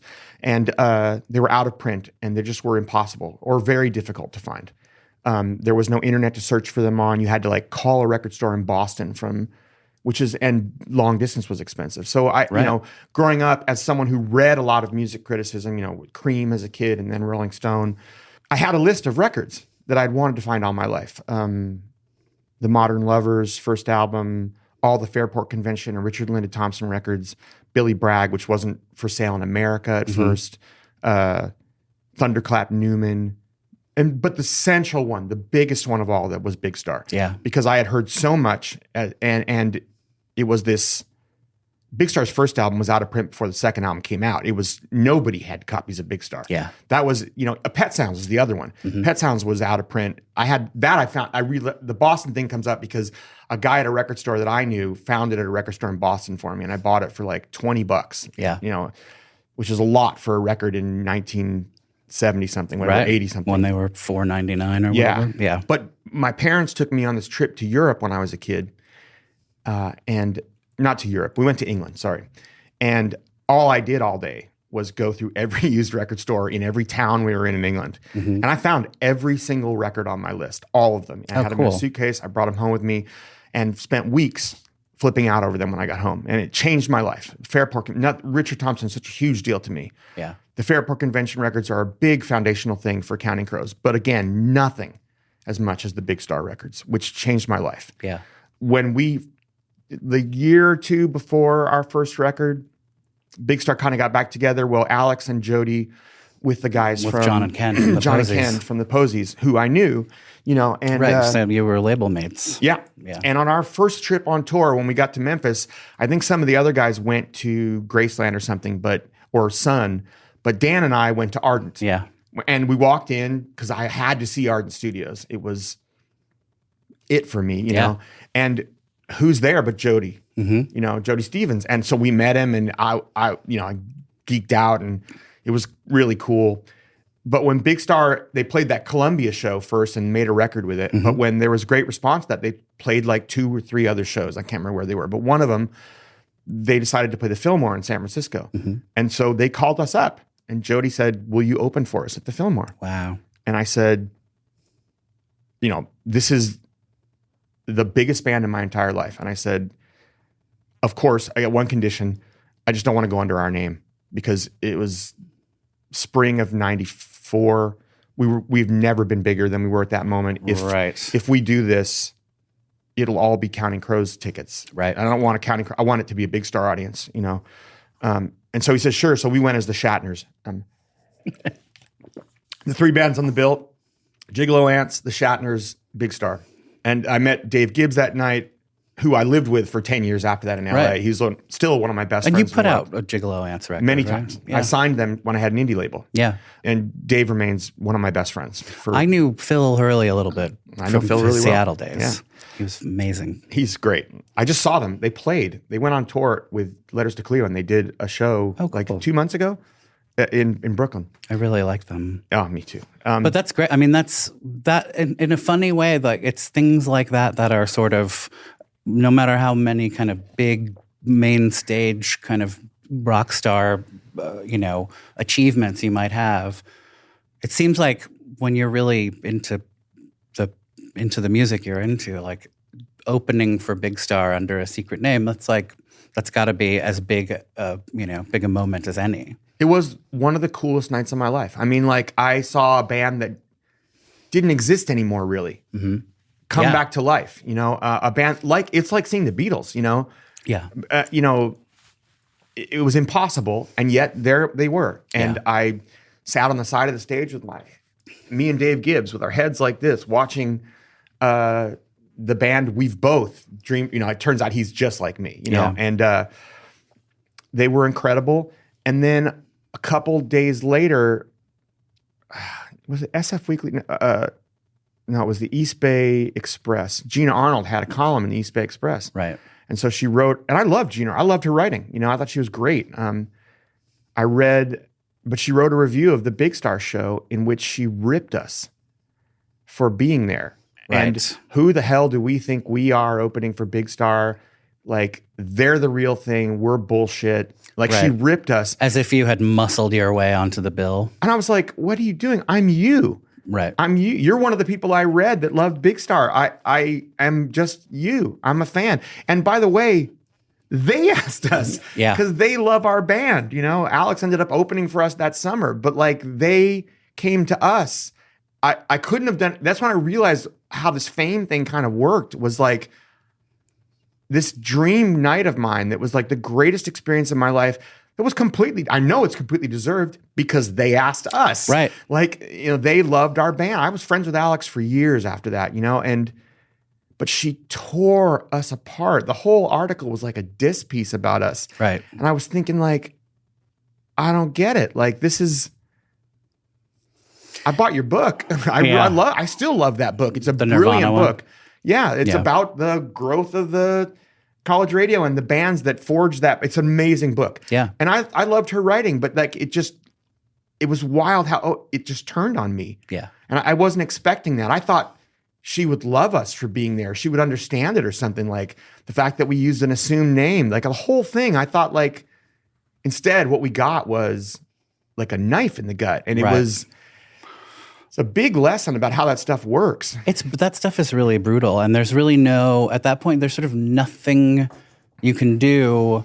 But I mean, because the response would be like, well, you have to, take solace in your amazing success and how great you are and how jealous she must be or whatever. Like any of the platitudes that get offered as consolation in those situations by like a manager or friend or whatever, they don't mean anything. They're no consolation at all. Because really the thing that stings, I think, is just this idea that like, oh, so I'm off the fucking roll call forever because I had this, because my success occurred. That stuff is really painful. And it's painful. It's sort of extra painful because you have no recourse. There's nothing. You never lose get the your last license word. to complain. Yeah. And it was just, that was the first time, because we couldn't buy we got like one bad review on that album, two. I remember Entertainment Weekly hated the record, and I remember Spin hated the record. Mm-hmm. But everybody else loved the record. There were, Kerrang! Raved about our first album. Right. It was just weird. And that was the first hint of that, oh, this is going to be different second time around. Like when we went to make Recovering the Satellites, we had really pushed the boundaries of what our music was. Like it's a completely different record. Yeah. We didn't do any of the stuff that the bands that fuck up do. We didn't try to remake our first album and recreate our success. We tried to do all kinds of new stuff. We pushed forward. It's a great record. It was very brave. But it's much tougher sounding. Yeah. Oh, I mean, it's like, and all that happened was like we got buried in the back of the Rolling Stone reviews. We got a good review, but like our record's #1 record in the country. We're not the lead review. Mm-hmm. We're like buried like 8 pages back. and like a host of shit reviews that are just talking about like a girl I dated or a girl they think I dated, but it's all this. It was everything that was sort of presaged by Gina Arnold's article. Like, oh, this is gonna. You wish you could sit down with them and be like, "Now, don't you get it? I'm just like you. You don't have to be mad at me. Right? I'm a music geek, like you. Especially you people who are writing these articles. We're all music. We like these bands. What did I do? Like, what happened? What went wrong? Because now it's like, and it lasted for about 10 years. Like, we didn't get another really. For 10 years, our live reviews were all about girls I dated and diss things. And our record reviews they weren't about the music at all until Saturday Nights and Sunday Mornings, which is like 2007. It was a good 10 years through Recovering the Satellites, This Desert Life, and Hard Candy. These 3 really important records in our catalog that were really popular too, that did well. But, you have this diminishing return as people are slagging you because it becomes... Music is cool. We wear it on our shirts. Sure. And so like if it's not cool to like your band, it's a struggle to like that band, which is I like to think that like it's emblematic of how good we've been, that we still have a huge fan base because we got slagged for a lot of years. But it really, like in my mind, it all starts with this article from this writer I really liked, who likes all the music I like, which is so weird. Yeah. I've been in a similar situation plenty of times, not maybe to that same extent, but yeah, I mean, I hate to generalize. It's just sort of, it has to be filed under like the price you pay. Yeah. For just being exposed in a way that, you participate in, but you didn't really control it exactly. Meanwhile, you have the second record come out and it, I'm assuming that in sort of music business terms, it would have been considered like commercially disappointing because it only sold X millions and the first one sold double that or triple or whatever. Triple. But like, it does always sort of put, and the question that always comes to my mind is like, in what world is millions of records commercially disappointing, except a world where lunatic expectations are prevailing? Yeah, it's a weird thing, because it was the story. Like it's the number one record, which the first record never was. Right. It comes out, it's the number one record. It sells like 3 million instead of 10. Right. I don't know if the record label saw it as disappointment. Like they thought it was a great record. Nobody expects everybody to sell 10 million records at a time. It's not. Right. That's not real. But the story as the years follow, because This Desert Life sold a couple, and Hard Candy sold 1 million or million something or two. They're all platinum records, right? But they sell less every record, and so this is the story of our career becomes a career in decline. That we've sold less every record since our first record. It doesn't matter that they're really good. Yeah. Meanwhile, altogether the number of records that are being sold is also declining pretty sharply.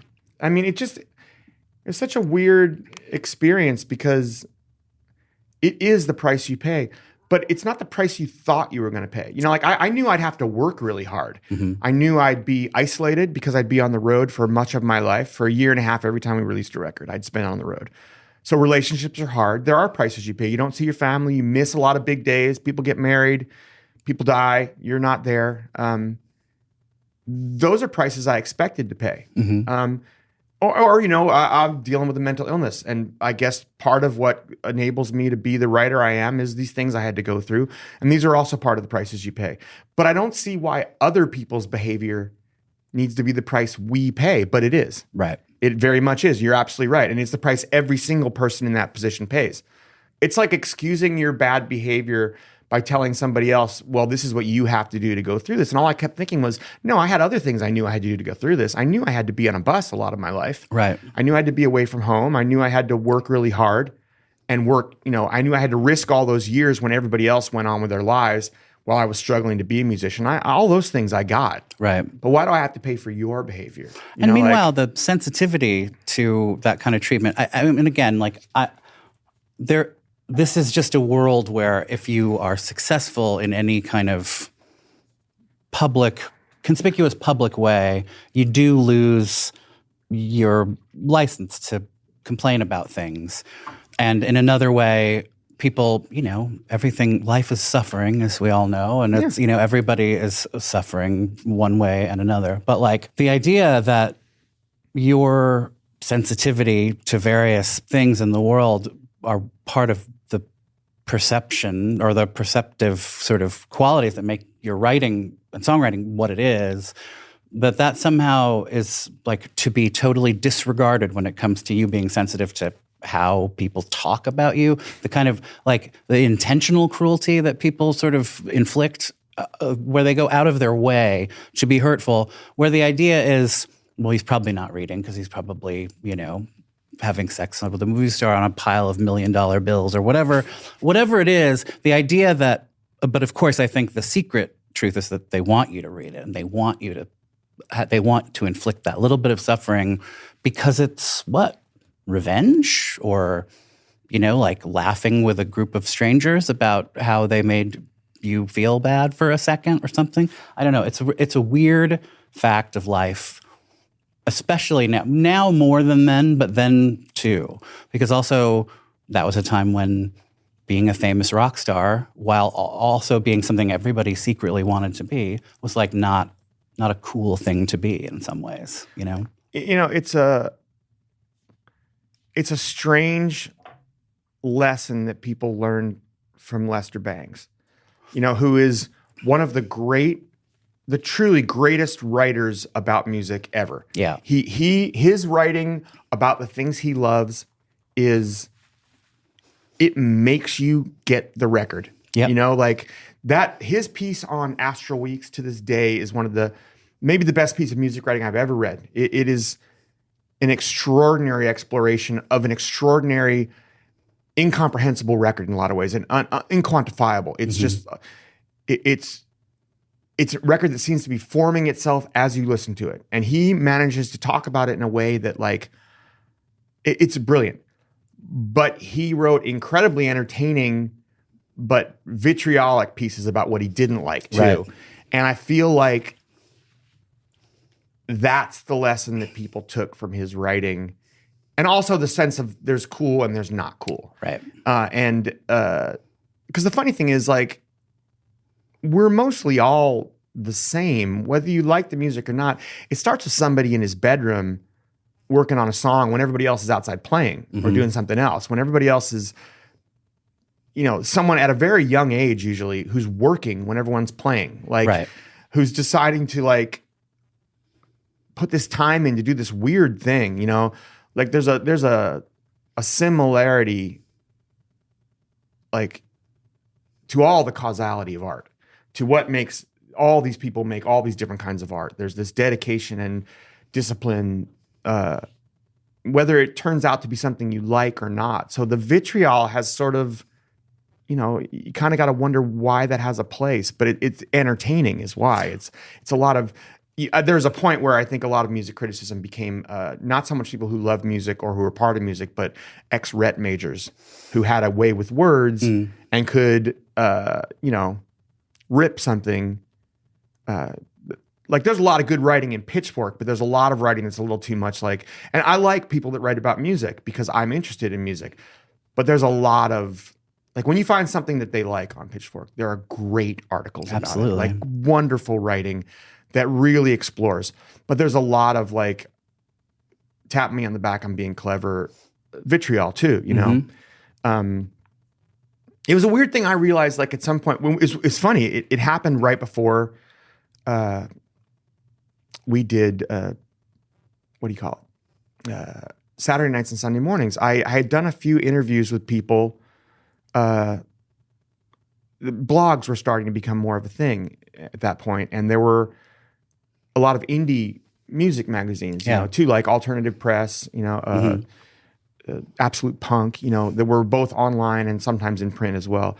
And I realized at a certain point that like all the mainstream media was still caught up in dissing us, but that online, like in the indie underground media, there were a lot of people who were coming to a different mindset about our band. I think because a whole generations of musicians had come up who were hugely influenced by our music and talked about it. he's one of my best friends. But the first thing I really experienced was an interview about Chris Carrabba, was an interview where he talked about how Counting Crows was so important for him as a musician. And Frank Turner, the same way, these guys who had been in hardcore bands, but, really listened to our music all the time. It was a lot of punk and, what became emo. The guys from Panic at the Disco too. But Chris first, I really remember coming out and saying that. And it was like in alternative press or absolute punk. One of them, in the magazine itself, he was on the cover, and there was a whole article probably about a Mark emission when it came out. But there was a whole sidebar on the side of the article that just said, have we all got it wrong about Counting Crows? And it was basically saying, look, all these musicians I talked to lately, the writer said, keep talking about how the most important band for them is Counting Crows. Have we all been dissing a band that is foundational in a way that like Big Star was for some of these other bands?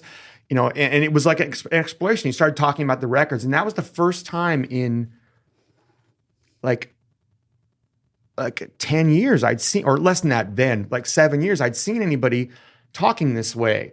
And so when we went to put out Saturday Nights and Sunday Mornings, I said to the label, I want to hire a PR person who specializes in indie press and online press, because I think there's so much out there.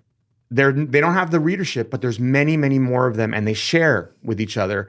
And I feel like we're going to get more of a chance of getting a fair shake from Entertainment Weekly, because this stuff bubbles up. It's just like all kinds of indie music. It bubbles up until it's signed by the mainstream. But right now, the cool about us is all bubbling up from indie rock, where everybody, by that time, it was very turned around. I credit a lot of it to Chris or possibly Frank a little later. But I realized that we were getting great reviews in Absolute Punk when we weren't in Rolling Stone, which is it might seem weird because Rolling Stone's complaint about us is that we're not punk or something. But Absolute Punk is giving us 4 stars, 5 stars. It's funny. That doesn't seem odd to me, because I have observed the thing of when you have a record that sold 10 million copies. Obviously, the thing is, it doesn't mean that 10 million people are now fans of your band forever, but it does mean that you've been exposed to an audience well beyond any one particular generational cohort. The biggest group tends to be younger people, and they get exposed to stuff, and they were the ones who would have been watching MTV the most. People who were not just a little younger than you, but like 10-year-olds, 12-year-olds, whatever, and they grow up, and some of them grow out of things, but a lot of them really, it's a truism that the music you love when you're 12 is the music you always love, because you can't, you're just available sort of on a cellular level. You're more available to those sort of feelings that music stirs up. Certainly true of me. I remember the first couple records I ever went and got on my own. They're totally central. They don't really apply to my sort of chosen favorite records later, but I can't not love them. And I think that, time passes, 10, 12, 13, 15 years go by. Suddenly those people are, in charge of the culture a little bit more. And there is no stigma left. They wouldn't have even known that there was one, because the stigma was all among people who were roughly your age. And those people are not really, they might still have a toe in the culture in some way, but they're not in charge. Yeah, and also for me, it's Jackson 5. That's my first record. Jackson 5 and the Beatles when I'm a kid. Those are the first 2 I get. And I grow out of some of the other stuff. Like I probably liked One Bad Apple by the Osmonds too. Right. But I grew out of the Osmonds, but I kept, I kept Jackson 5 and the Beatles. And I think for a kid who hears Accidentally in Love in 2003 or 4, whatever that is, or, they may also love Justin Bieber at the same time, right around then. Right. Or I can't think of who else, but they might have grown out of Justin Bieber, but they've still got us. And also there would be no sense of those things being in conflict when at that age. No. I think that's really interesting.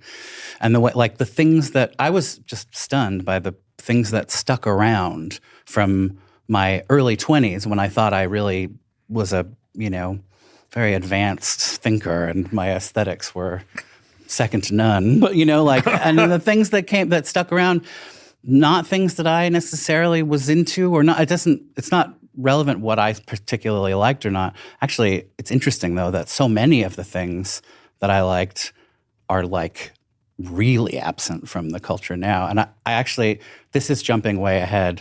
Like what? But like Sebadoh, Pavement, Guided by Voices maybe is an exception because they're still out there playing and they've made 80 records since the last time I really checked in. But those things that I felt like were really significant to me and really important to me. Pavement did a reunion tour and it obviously did very well, but like you don't have a sense of them like meaning that much in the world of contemporary pop culture. No, and they were very, very important right then. So important. And they felt, they felt really significant.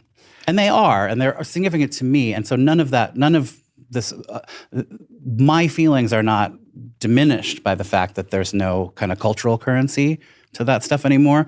I'm just amazed by how wrong I was, about what would matter in the fullness of time. Well, part of the problem is that, like, for both you and I right there, we're loving these kind of indie bands that are becoming more and more important, and they just don't make that crossover to the mainstream in the same way. Like Pavement, Built to Spill was a huge one for me right then. Huge for me as well. All those bands that just, even Dinosaur Jr. in a way, who's a little bigger at some points in it, but they don't make that crossover. There's no hit single really. Cut My Hair kind of, but not really. And so they don't have the lasting resonance that same way. Even though you go back and listen to those records, they'll hold up completely. Oh yeah. They're just not culturally resonant the same way because they didn't have even just the one hit, which would change it. Because, right. J Mask is so important during that whole period. No doubt. And, but they just don't make that crossover moment. Like for me, when I first got signed to Geffen, I idolized Maria McKee. I had seen Lone Justice on their first tour, on their second tour with a different band. When I got to Geffen, I became friends with Maria. The Jayhawks were playing in her band. She's on your first record. Yeah, right? She sings on it because the first thing I did was sing on some of her stuff. So she sang on ours, and we were very close friends. When the rest of the band had gone up and left while I was finishing the record, I spent my days at the bungalow. Her and Bruce Brody lived right above each other. She lived right above Bruce. I'd spent my days hanging out with them. They were like the people I knew in LA when I was alone there. And, they were very, very important to me. And I thought of her as this huge star because, Lone Justice had been a big deal. Yeah. So Maria was a big deal. But now nobody knows who she was. And I'm like, how is that possible? I idolized her. Yeah. And how do you not know who her or Jay Mascis is? Or, how is this? It just doesn't seem possible to me. But the thing is, it's just the resonance and the lasting resonance comes from a hit single. That's what makes it last, even no matter how important the band is. Well, I think there's two funny things about that. One is that at the time when Cut Your Hair was sort of a hit, it was very Pavement seemed like they were very like, yeah, that's our hit. But like they were very sort of not, they did not run with it too much, it seemed like they were a little embarrassed to have kind of a hit. And having had a hit myself, I understand completely why it would be embarrassing to a degree, like not in terms of people hearing you or liking you, but the shit you have to eat to do that cycle from radio stations. Yeah. In particular. It is incredibly distasteful. I don't understand why it is that way, or maybe it isn't anymore. Maybe it's 1,000 times worse.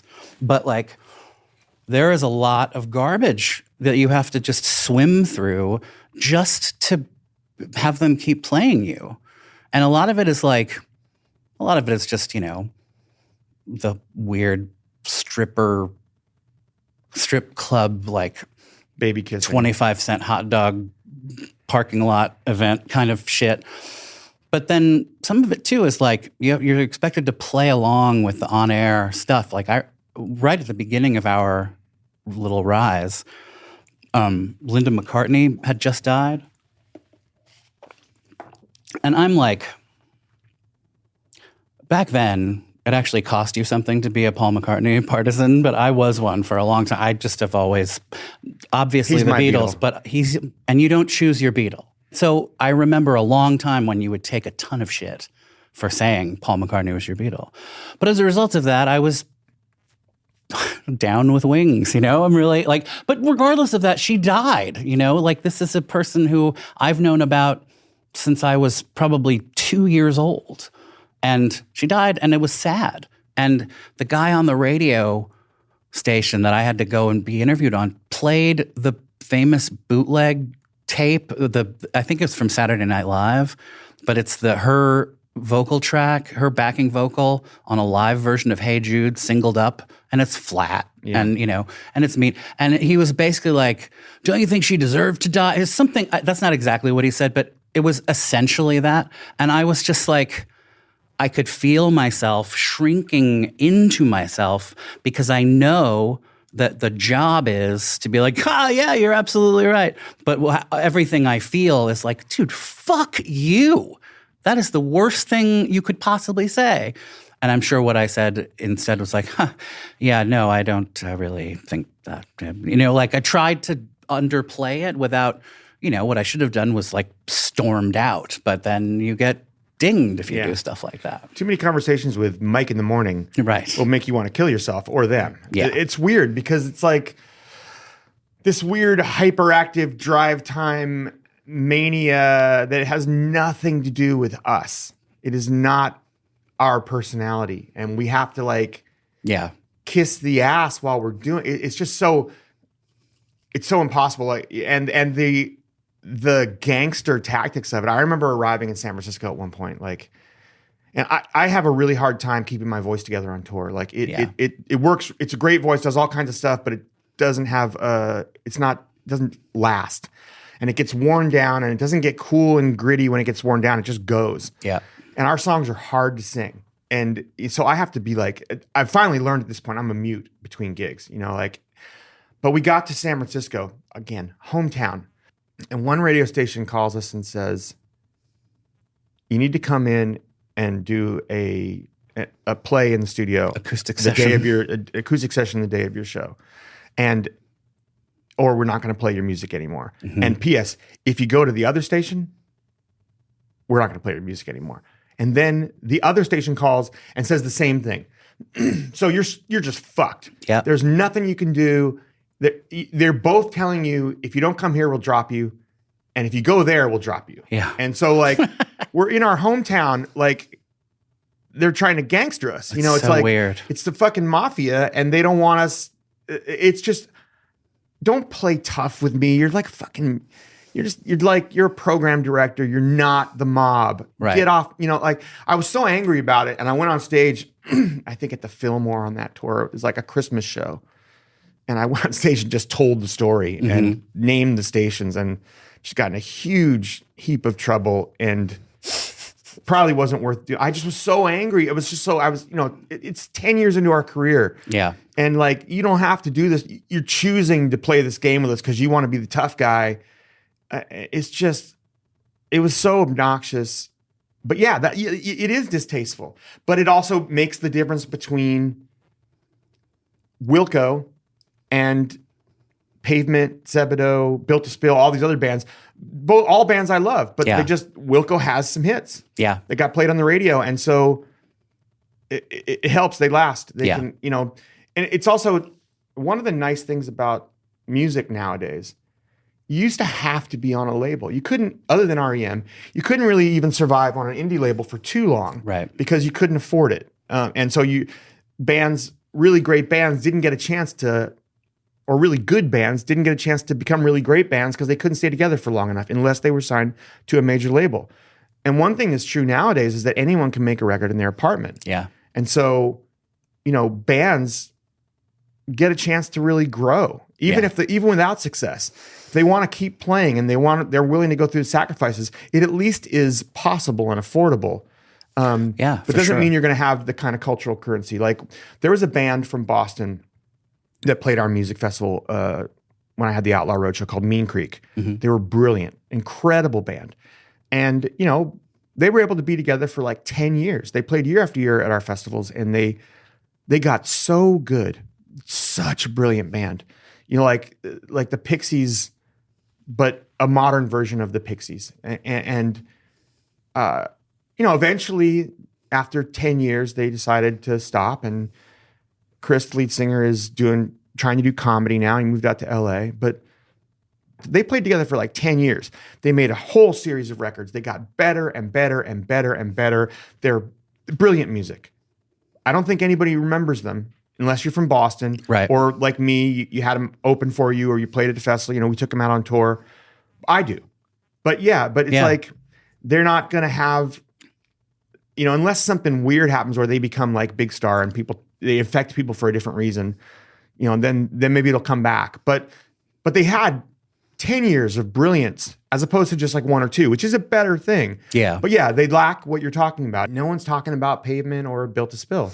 It's funny. I mean, the second of the funny things about it is that there is no mass audience anymore. Everything has been subdivided so much. I mean, I guess there's a mass audience if you are Taylor Swift or Beyonce, or maybe there's 10 people total who have access to that total audience. But like, really, it's that thing that there was a songwriter guy who made records under the name Momus, and he changed the famous Andy Warhol quote from, I believe in the future, everyone will be famous for 15 minutes. He just changed the word minutes to people. So I believe everyone will be famous for 15 people. That does seem like how it works now, that like, like you say, cultural currency. I know what that means, but I'm thinking of it in terms of like when a band would put out a record and everyone knew, and a lot of people would have some reaction or whatever.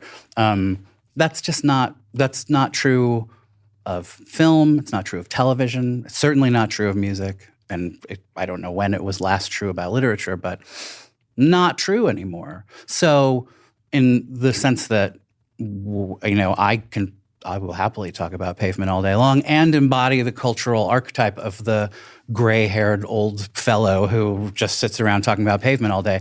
I'm happy to be that because that's who I am, really. But like, it's weird that I can so vividly. I mean, Crooked Rain came out like 30 years ago yesterday or two. Like within the last week was the 30th anniversary of it coming out. Yeah, and I was stunned to see that because now I have to think about everyone I have been since that came out, and you know. But that's just the nature of time, I think. Speaking of the nature of time, are you okay for time? Are you okay to keep going? Because I would love to keep going. This is super fun. But if I don't pee right now, it's going to be a huge fucking problem. That's my exact problem. Okay. We both got to do. You can go first. You were talking about earlier about the shit you have to eat on the radio. You know, we just did a tour last spring of. You know, New Zealand, Australia, South Africa. And I can't remember if this happened in New Zealand or Australia, but went down early. Immer and I did a bunch of interviews and played. And one day we were doing a bunch of like satellite interviews from one place in either Auckland or Sydney, I can't remember, with places all over. It must have been Sydney because it was places all over the country. And they're all pretty good interviews, you know. And then it got to this one who was doing the kind of interview where it's all about how clever he is. Right. You know, like if you were an ice cream, what flavor ice cream would you be? You know, just a series of questions like that are like, they sound like they're just dumb, you know, and there's nothing really you can say. It's all about how funny his questions are. Yes. And finally one of them is, okay, so tell me, Counting Crows, Partridge Family or Manson Family? And I'm like, it finally just like had gotten fed up because it's not like there's nothing bad about it, but there's literally no answer for it. Yeah, it's all supposed to be about how clever his question is because there is no Partridge Family, Manson Family compare. I don't even know what each of them stands for. You know, like it was just so. And I finally was like, oh, I get it. That's clever. Whatever. I said something a little dismissive. I finally got tired of like being nice about it. And I said something like, this guy thinks he's a real big deal. And the guy's like, oh, fine. Okay.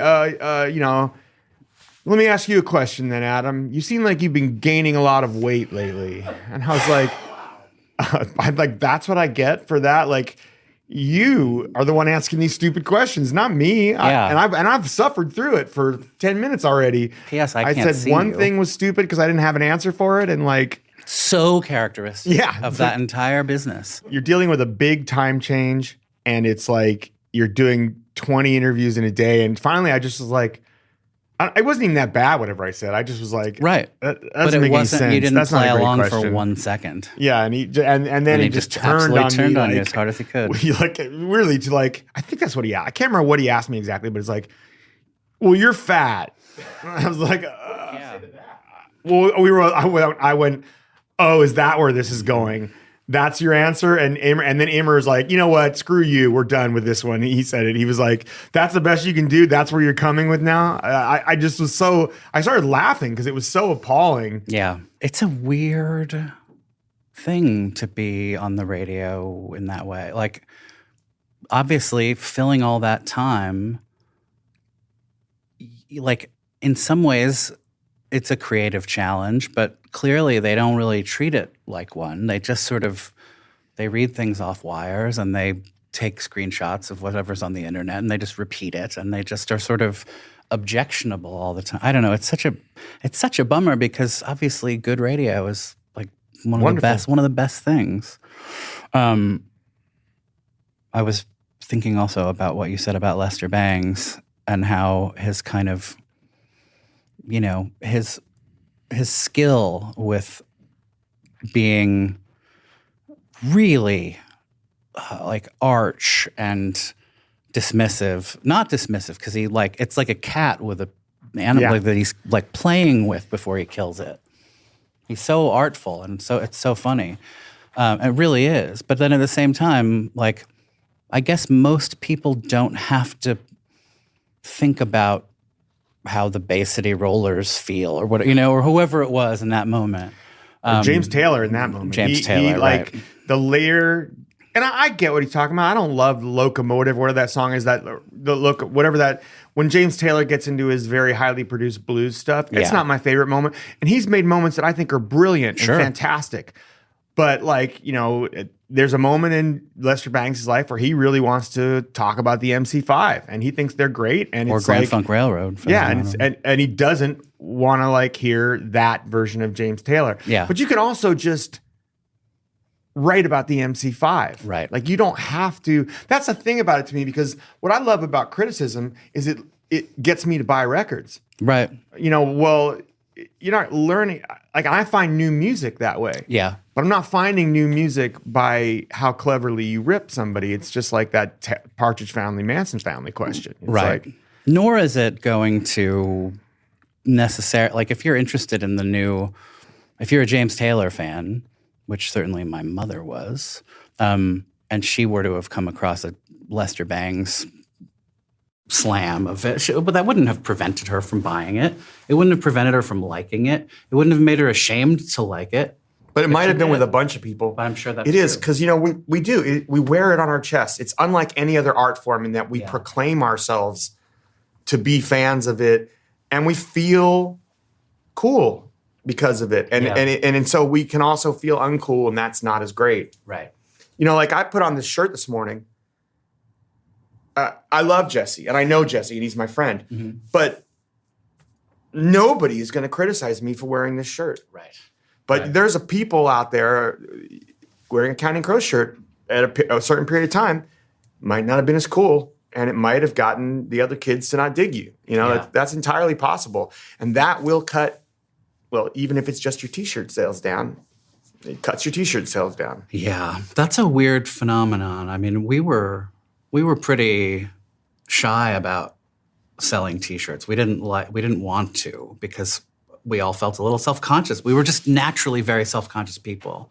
But I have a really strong memory of we took Spoon out on tour with us, and they were, because we loved their record. their then current record. We loved all 3 of their releases at that time, but they had just signed to Elektra, and they actually got dropped while on tour with us. It was not a great situation. In that moment, it was pretty bad. But, they've done fine since. But I remember I was talking to the singer out in the parking lot of whatever it was. And, Harvey Danger was in a certain cluster of bands that were popular on commercial alternative radio and MTV for, like the better part of a year, but like a summer and a fall in particular. And this teenage girl came up asking for autographs, and she was wearing a Third Eye Blind t-shirt. And the discomfort that passed between me and the guy from Spoon, and she was totally unaware of it, which is I would say to everyone's credit, because she was a kid, But that idea of like, what's happening here, and it's not even, this isn't, however coded it might seem as shade to Third Eye Blind. It's not that. It's just in that moment, there was a certain kind of, is it a hierarchy? Is it a class distinction? I don't even know exactly how to characterize it, but you obviously being a fan of music and also being in a position where you were like playing to very big crowds and touring a lot. Did you bring out bands that sort of, how did you decide who to bring out as support for you guys? People I liked. Yeah. That first summer, our first headline tour, we did a headline tour in some Northeastern clubs right after Saturday Night Live, which was the greatest tour because it's all people that like, they sought us out. We weren't big enough for anything else. They sought us out. Early adopters. They worked in record stores or they hung out in record stores or something, and so they were into anything you were doing. By the time we got to that summer, it was a mania, and so it was like people want to hear Mr. Jones. But the tour I booked for that summer was like the coolest, most eclectic, weird, everything from, grunge bands like Buffalo Tom from Boston to 3-generation bluegrass bands from northern Louisiana like the Cox Family. Mm-hmm. I had everybody coming out for 2 weeks. We had like 3 bands at a time, opener, another opener, and then us. Mm-hmm. And they would only come for 2 weeks, and then another band would come out. And I had like Soul Rebels brass band from Nuance. I had brass bands. I had,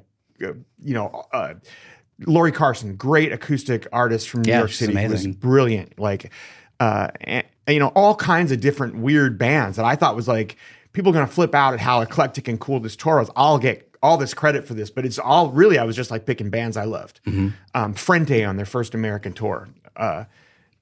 Just all these different weird bands, and the audiences hated them.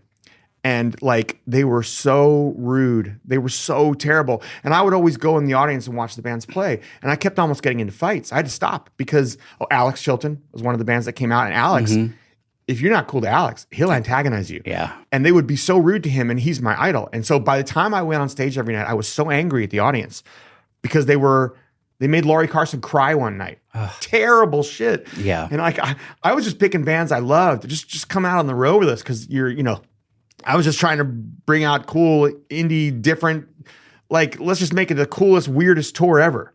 And thought everyone would think that was the greatest thing I was doing, like a little traveling music festival. Right. And instead, they weren't that. I thought they were that audience from the winter, that like wanted us to explore and just play improvisational stuff and just like completely be creative on stage, like we had when we were opening. And it wasn't the same people anymore. Right. And so it was a disaster. I went on stage every night. By the time we got on stage, I was so angry.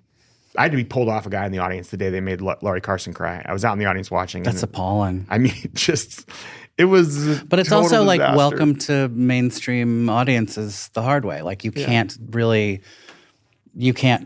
differentiate in that situation. No, it's like. You can't choose the crowd. But also, you can't be exposed to that many people and have any clue who's going to be there. And it's a weird thing, too, because people ask me, like, what do you do when the audience sucks? And I'm like, well, the audience never sucks. It's just that, like, because you can't see the audience. Right. You don't know the audience. Maybe the front row sucks. But you don't know what's going on behind them. So even if you have the worst people in the front, you gotta you can't spend your life too concerned about the audience was the other thing, because if it's a great audience, you're going to be great. And what if it's not, but all you're seeing is really 3 people in the front row who are bored and who aren't great. Yeah. And so there's 10,000 people behind them. Yeah. And you can't see them. Are you not going to put on a good show that night? You just can't make it about the audience. It's got to be about you and the guys on stage, because everything else you can't tell. And the most you can see is a few people. Yeah. And you can't judge the whole crowd on a few people, and so I kind of realized after that point, I got to play with my band and divorce myself from that audience stuff, because you got to be great every night. You really do. You got to be great and make an impression that lasts with people for the rest of their lives. Mm-hmm. It's not a minor thing. You have to throw your whole life out on stage, and you cannot be distracted by some one guy or girl who's not great, because the rest of them, you have no idea what's going on 10 rows back. Right. And so you got to play for everybody, and that's not me being Pollyanna. It's not about that. It's just that it's not about I love everyone in the audience. It's about, you just can't care. You have to be fucking great every night. And that's about you and the people you're on stage with, and the rest of it is just what are you going to suck on the nights when there's one guy? It's right. And are you going to try and round up the troublemakers with the first 5 minutes of your set? That would be a big mistake. So the process of the sort of what you described as sort of, the period between, recovering the satellites and, let's say, Hard Candy, basically, where it's still sort of major label time, but there's a sense of the story is that your following is declining or whatever it is. Did that affect did it seep into the groundwater of your self-confidence? And also, how did it affect the rest of the band? My sense is that because the music certainly didn't suffer. I mean, I think Hard Candy is fantastic. I wasn't familiar with that record until really just a couple of years ago. It's really good. It's really muscular. It's really it's very different from what came before, but it sounds like same band, you guys are clearly working and growing. But if the cultural interest or whatever, the audience is not as attuned to it, did it feel like you were, I don't know, bashing your head against the wall, or did it just feel like you were making music? It felt like that in the promotional periods, after the records were done. Mm-hmm. But I think, it never really touched the making of the records until later. I felt during all those 4 records, those first 4, we were just chasing whatever interested us. Mm-hmm. We really wanted to, play with louder guitars and different kind of drum sounds, and we chased down Gil Norton, and we knew where we wanted to go. We wanted to make a much more expansive record with the Recovering Satellites. And then, in the period after that, we were really excited about Sparkle Horse. I'd been listening to Sparkle Horse a lot because, and I had been listening to, early Radiohead, and I was really intrigued by all this exploration in the studio they were doing. And so we went to make this Desert Life. We got Dennis Herring and David Lowery because they had worked on the Sparkle Horse stuff together, and also on Cracker's record, The Golden Age, mm-hmm. Which I was really influenced by. We'd done a bunch of tours with Cracker, and that record, The Golden Age, was such an interesting departure from where they'd done before. It was so creative. And by the time we got to, when we got to Hard Candy, it's funny you mentioned Linda McCartney, because I couldn't stop thinking of this when you were talking. Bill Flanagan called me up one night when I was in New York and said, Rock and Roll Hall of Fame is having the induction ceremony tomorrow. Do you want to come with me? It's they're inducting Springsteen and Paul McCartney and Billy Joel. It's going to be really cool. Mm-hmm. The E Street Band is getting back together to play. I'll go. So we went to the show. It was incredible. The E Street Band, I hadn't seen them play in years. They hadn't been together for years, and they were like a fucking freight train on stage. And Billy Joel was, I think he was in a period in his career where people weren't respecting him, and so he was a little, probably relieved and a little but there's a little bit of sadness in there about like how his career had gone at that point. That's a fascinating subject. I think it was the year anniversary of Linda dying. Oh, right. That's right. And I think it was, he was there with Stella, and he was kind of devastated in the audience, like really having a hard time. Also a little humiliated because we're McCartney guys, but Lennon got in before him. The Beatles got in right away, but it was like he wasn't cool and John was. Well, didn't Stella made that shirt that said "About fucking time"? Yeah, she was wearing it that night. Yeah. And I had gone over and sat with the two of them at one point because I ended up talking to Stella, and I sat down with her, and he was just really devastated. Yeah. As a year, he was not sure how to deal with kind of being a little humiliated about like kind of being let in finally, and also just really dealing with the grief, heavy grief. And at the end of the show, when everybody gets on stage to play together, he didn't go up. Wow. You know, and they played a couple songs, and then there were two pianos up there, I think, if I'm remembering this correctly. And Billy Joel sat down at one of them and just started playing, I think, Hey Jude. Either Hey Jude or Let It Be, one of them.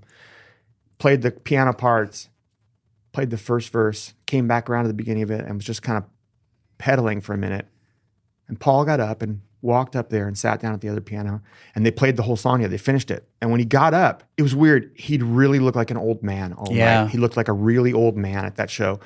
And when he got up, he went to talk to the band. I didn't get up on stage. I was just in the audience. I watched him, but I was like in the first row. So I saw him like go up, and he turned around after they finished that song, and he talked to the band for a second. And he turned back around and he went, 1 for the money, 2 for the show, 3 to get ready now, go cat go. And they kicked into Blue Suede Shoes. And it was like, he just went, like, and the years just fell off. And suddenly he's like 20. Yeah. And he's playing in the Cavern Club, you know, and like, and he's a young man. And after that, Bill's like, come on, we're going to go up to this hotel room. And like, somebody like Bono or Sting had rented a hotel room in their hotel. It was like at the New Yorker or somewhere in Midtown, I think. And it was back before they were doing these as things for everybody to see. They were just very private affairs, you know? And we went up to this room, and it's me and Bill, Bono, Sting, Paul McCartney, Neil Young,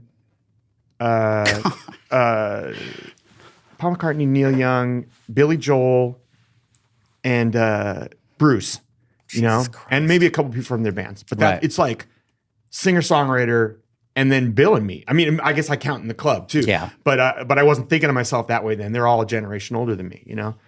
The only people I know in there I know Bono, because our tour manager came up with U2. They're from the very beginning. And he'd always been pretty great to me. But I'm standing there talking to Bill about something, and Bill turns to talk to someone else. And I guess as he turns, he kind of jostled Paul. And Paul turned around. And I said, hey, I'm Adam. He goes, oh, I know who you are. And we start talking. And I said, you know, I've been meaning to tell you the story for a long time. It's like we were recording that record, Recovering the Satellites, and we had this song, Catapult.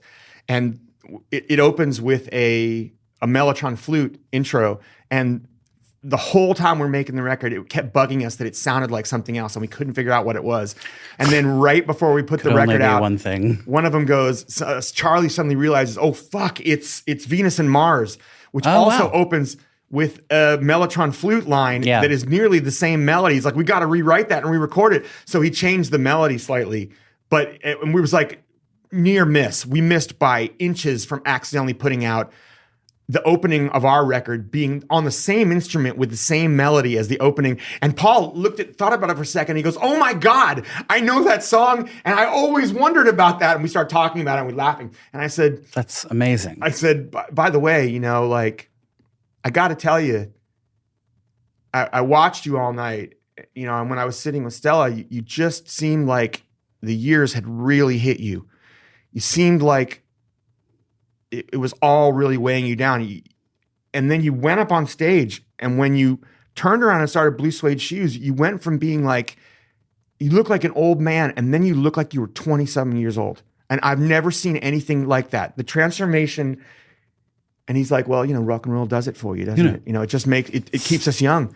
Me, it'll keep you young too, you know? And we had this talk for a few minutes. And as I left that night, I realized, like, wow, what a guy. Because we had this great talk for a few minutes there. And I'm not good talking to my idols. I get really nervous. I've known Bruce Springsteen since before my first album. He's always been really fucking nice to me, and I can't form sentences. But I did okay in this one conversation with Paul McCartney, which is, a big deal. As big a deal as I can even imagine. Yeah. I mean, I've met a handful of people I really, really admire, but I don't think I just feel like I would fall to pieces. I struggle with it in my friendship with Alex Chilton. Our whole friendship, which lasted for years, because I used to spend a lot of time in New Orleans too. Yeah. I spent a lot of time in my life with Alex, and we were friends. Yeah. But I had trouble talking around him, and I've always regretted it because we weren't as close as we should have been. And we spent a lot of time over a lot of years together. But as I walked away that night, I started thinking about Paul and like, man, what a weird thing it is. It's one thing to be a great lyricist because we have our days. Mm-hmm. And in your day, you get a bunch of experiences and you can write about them. It's not, you don't pull it out of thin air. Paul has written probably 60, let's just say 60 is a number, 60 songs where if you told me the song, I could hum it to you right now. Melodies. Yeah. Just the thing you create from nothing is a melody. And the guy probably has 50 or 60. I remember walking down the hallway in the hotel that night as I was leaving that hotel room and thinking, man, how many songs? That's what I'm going to do for my next record. Everything's going to have a melody. Like that's my first priority is to get a hook.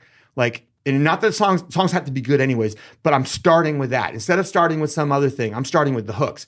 And that's what Hard Candy was. Like, I don't know, it's a long story to get to it. But for every record, I found something to chase, something that I was just absolutely excited about. And I would always completely forget about all the shit and the dismissal and everything.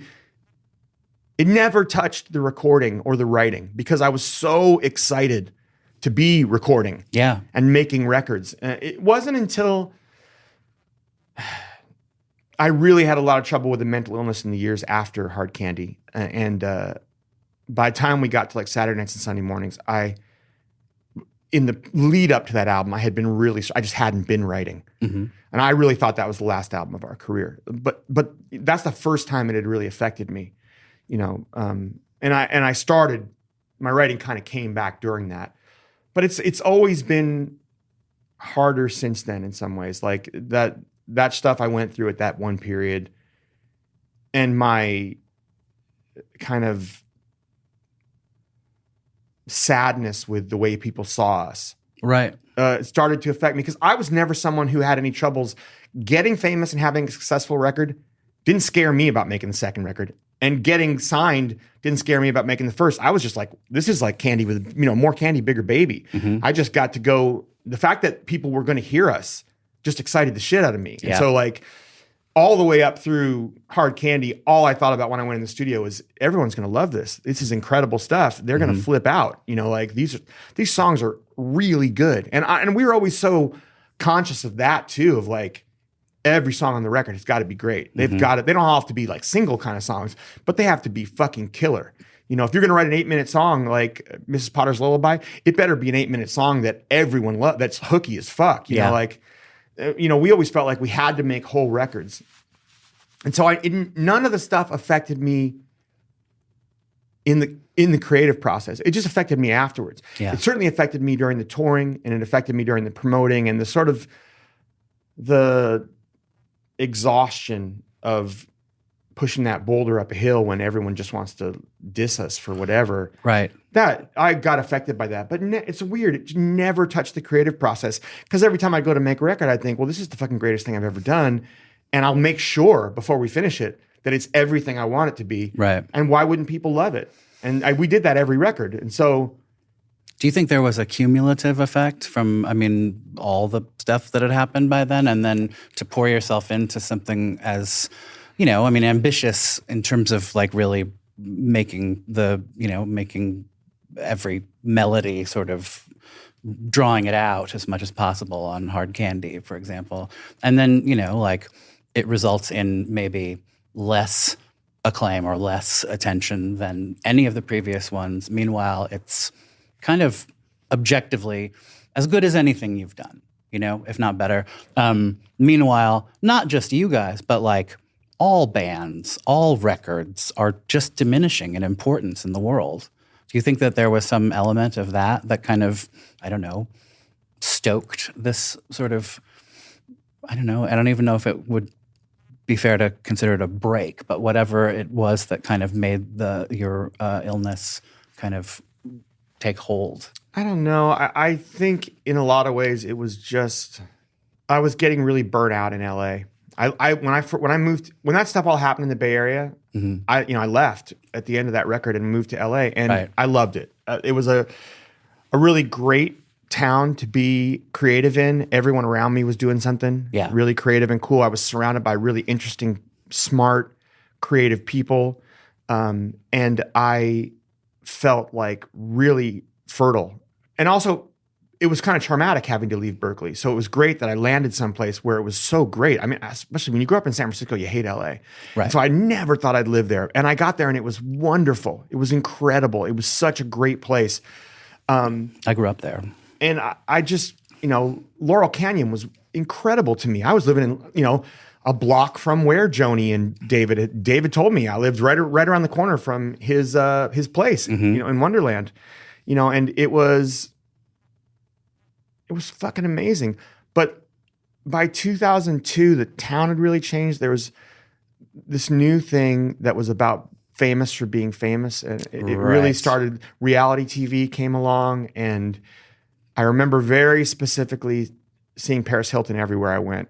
All the clubs that I used to go to, I was out every night, just seemed like a lot of like the children of rich people and just like these reality TV stars, the Hills. That was later, but like it just really felt like a weird crowd, and the things that I'd loved about the town weren't true anymore. And some of my friends, a lot of them got in some messes with heroin, other things, and I just didn't like it as much anymore. And then so I felt a little homeless. And I moved to New York, to a city I really love, but I felt very alone here at first. I loved the city, but I was on my own a lot. My friend, Mary Louise Parker, is one of my best friends, one of my oldest friends. And I had been spending a lot of my off time in New York with her and her boyfriend, Billy Crudup, at the time. And I even picked my place by like, when I figured out where I wanted to live, by walking from their place to the different places I was thinking of living, And then they split up, and she got pregnant right before I came here. And when I first moved here, I purposely got a place a block from her house so I could be there at a moment's notice because she was having a really hard time. Yeah. But after that, like, she was raising a kid and Billy was off with someone else. And so I kind of didn't have the sort of the base group of people right then that I thought I'd have. And I think I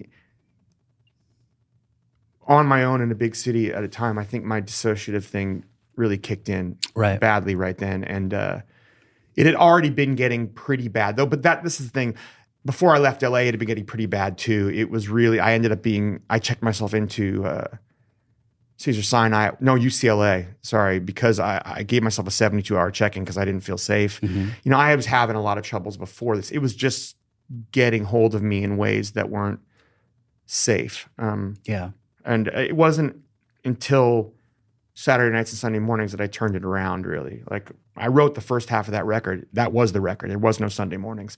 I thought that was the end of my career, and I didn't think I was going to make it past that because I was losing control of the mental illness and really starting to struggle with surviving it. And Sunday mornings was written because I kind of got a grip on things. I saw a different doctor and changed a lot of medications, and that cleared my mind a lot. Not that I felt better, but I felt at least more in control, and like I wasn't actively going down the drain. Right. That made a big difference, which is why I spoke about it in interviews at the first point then, because I didn't want to talk about it while I was circling the drain. It's like, I didn't want to be a spectacle. That week I checked myself into UCLA, the day I checked in, Mariah Carey checked out. Oh, wow. And she had been in there for a few days as well. And it made a very vivid impression on me. They made a laughingstock of her for being checked into a mental facility. They made fun of her. They made a mockery of her. And I remember thinking, that's what happens. Right. Don't talk about this ever until you're not circling the drain, because it's not like they're all going to sympathize. Yeah. Well, I don't know if it was the same time, but she had some sort of conspicuous public sort of displays of erratic behavior, I think probably around that time, if it's probably, the same. Yeah. But regardless, I mean, first of all, I'm really sorry that you were going through that. It is brutal. And it's especially brutal when you are given meds to take and you take them, and not only did they sort of not do what they're supposed to, but you don't even know what they're doing because it takes so much time for psych meds to even have an effect.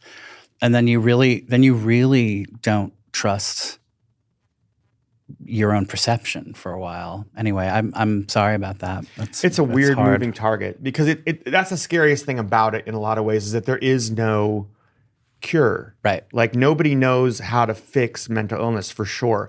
Even the medications we use are often, they're for something else, and it turns out they work for this. So they often have a lot of side effects, weight gain, oh yes. And it's a hard thing. You go through a lot, because there's a lot of it takes a while to build up medications in your system to see if they work. And then it takes a while to get off them again. Right. If you're going, and so it's a lot of addiction and cold turkey as you're at one point I was on Valium for years, which was given to me, and it worked really well for a while. But coming off of that medication, it took a year. Yeah. It was the worst. And I did a lot of drugs when I was a kid. Nothing I've gone through in my life has ever been worse than coming off Valium. It took a full year, a little over a year, to get it out, because they only allow you to go down a little at a time. Yeah. And the entire time you're going down, you're both you're having withdrawals that are really bad physically, that are bad mentally.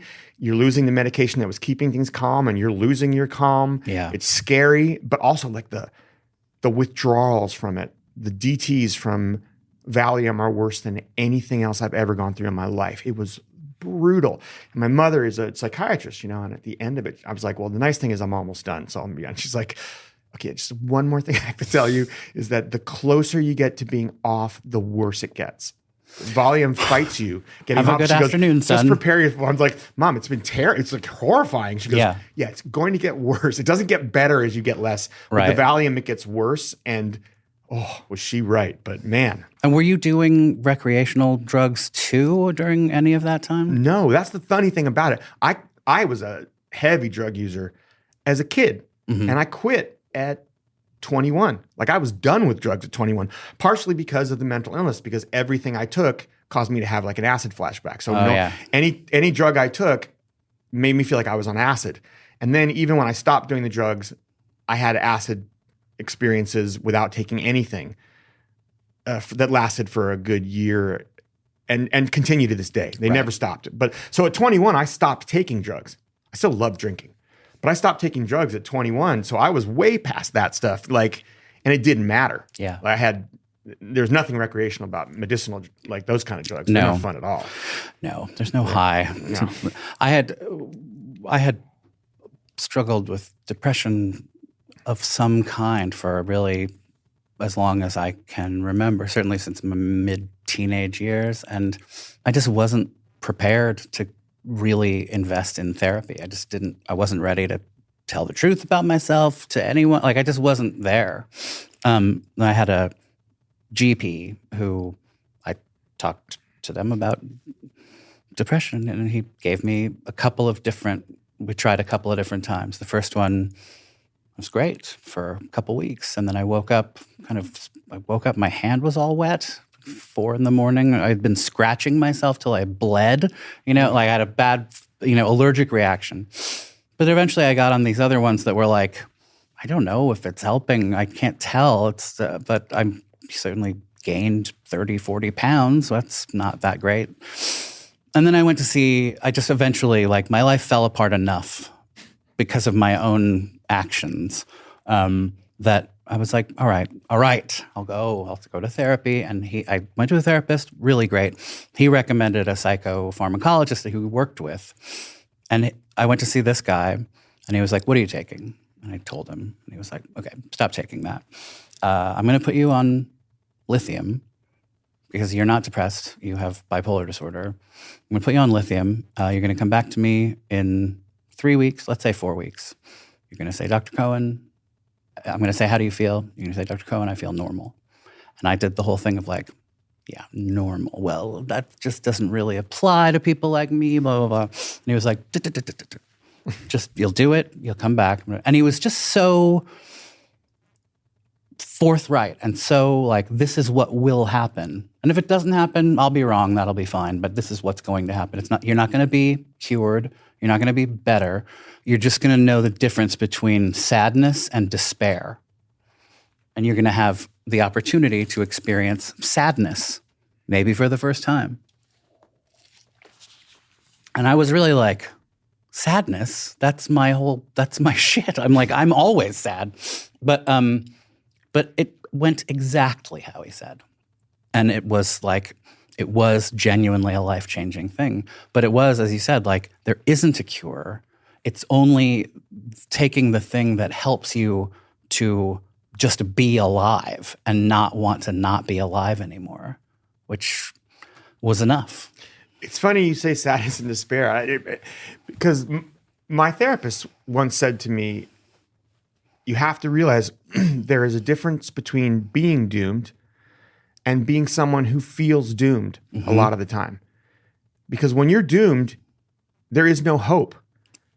You have a condition that leads you to feel doomed in a lot of situations and feel hopeless. And that is not the same thing. You have to kind of become aware of the fact that you feel that way and that you are prone to feeling that way. And you got to differentiate when it happens. It's going to feel the same at first. But you got to tell yourself at that moment that there's a difference, because feeling doomed, if you know it, leaves room for hope and possibility. And that is the difference between sadness and despair too, because despair is doom.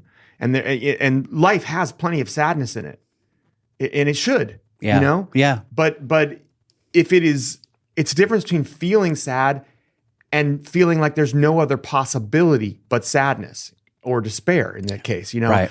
And that is exactly the, kind of what she said to me. It was years ago now, but it made a huge impression on me, because part of the thing is there is no cure, but part of what you can do is become aware and then exert not full control, but some control. At all those moments when you feel doomed, you can exert some control to know that you're not doomed, that you can do something different and turn something around. And that made a huge impression on me to this day. The funny thing with me for the medication was that because I think I was on a lot of medications for being bipolar, and I'm not bipolar.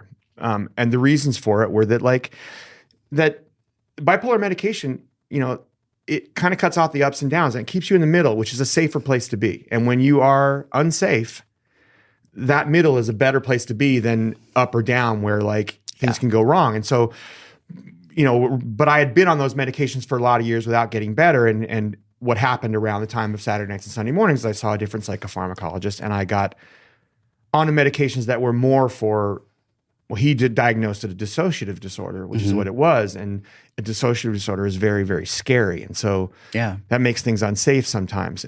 Sure. And, we're going to treat some of the depression. We're going to treat some of the anxiety. Can't treat the dissociative things. Nothing we can do about that. But we can treat the fear that goes along with it, and the sadness that goes along with it, the despair that goes along with it. And we can get you some more room to live by taking you off these meds. And, that has made a big difference for me. It's not perfect, but, the thing is, I think that people misunderstand mental illness is more like a disability than a disease. Yeah. Because there is not necessarily a cure, and it is more about learning to cope with some handicaps that you have that other people don't necessarily have. It is closer to losing a leg than it is to getting the flu, because the flu, there are vaccines, there are cures.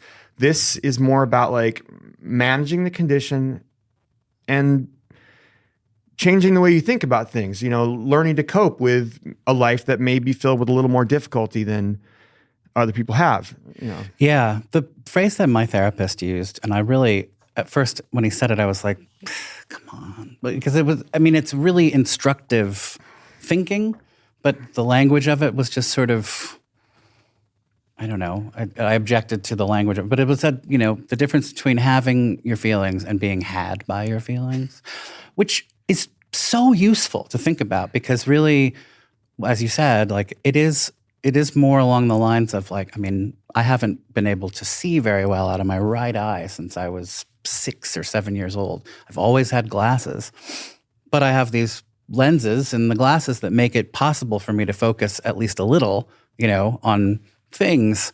And it's good. If I take the lens off, I can still see, but I can't really see. I can't really discern.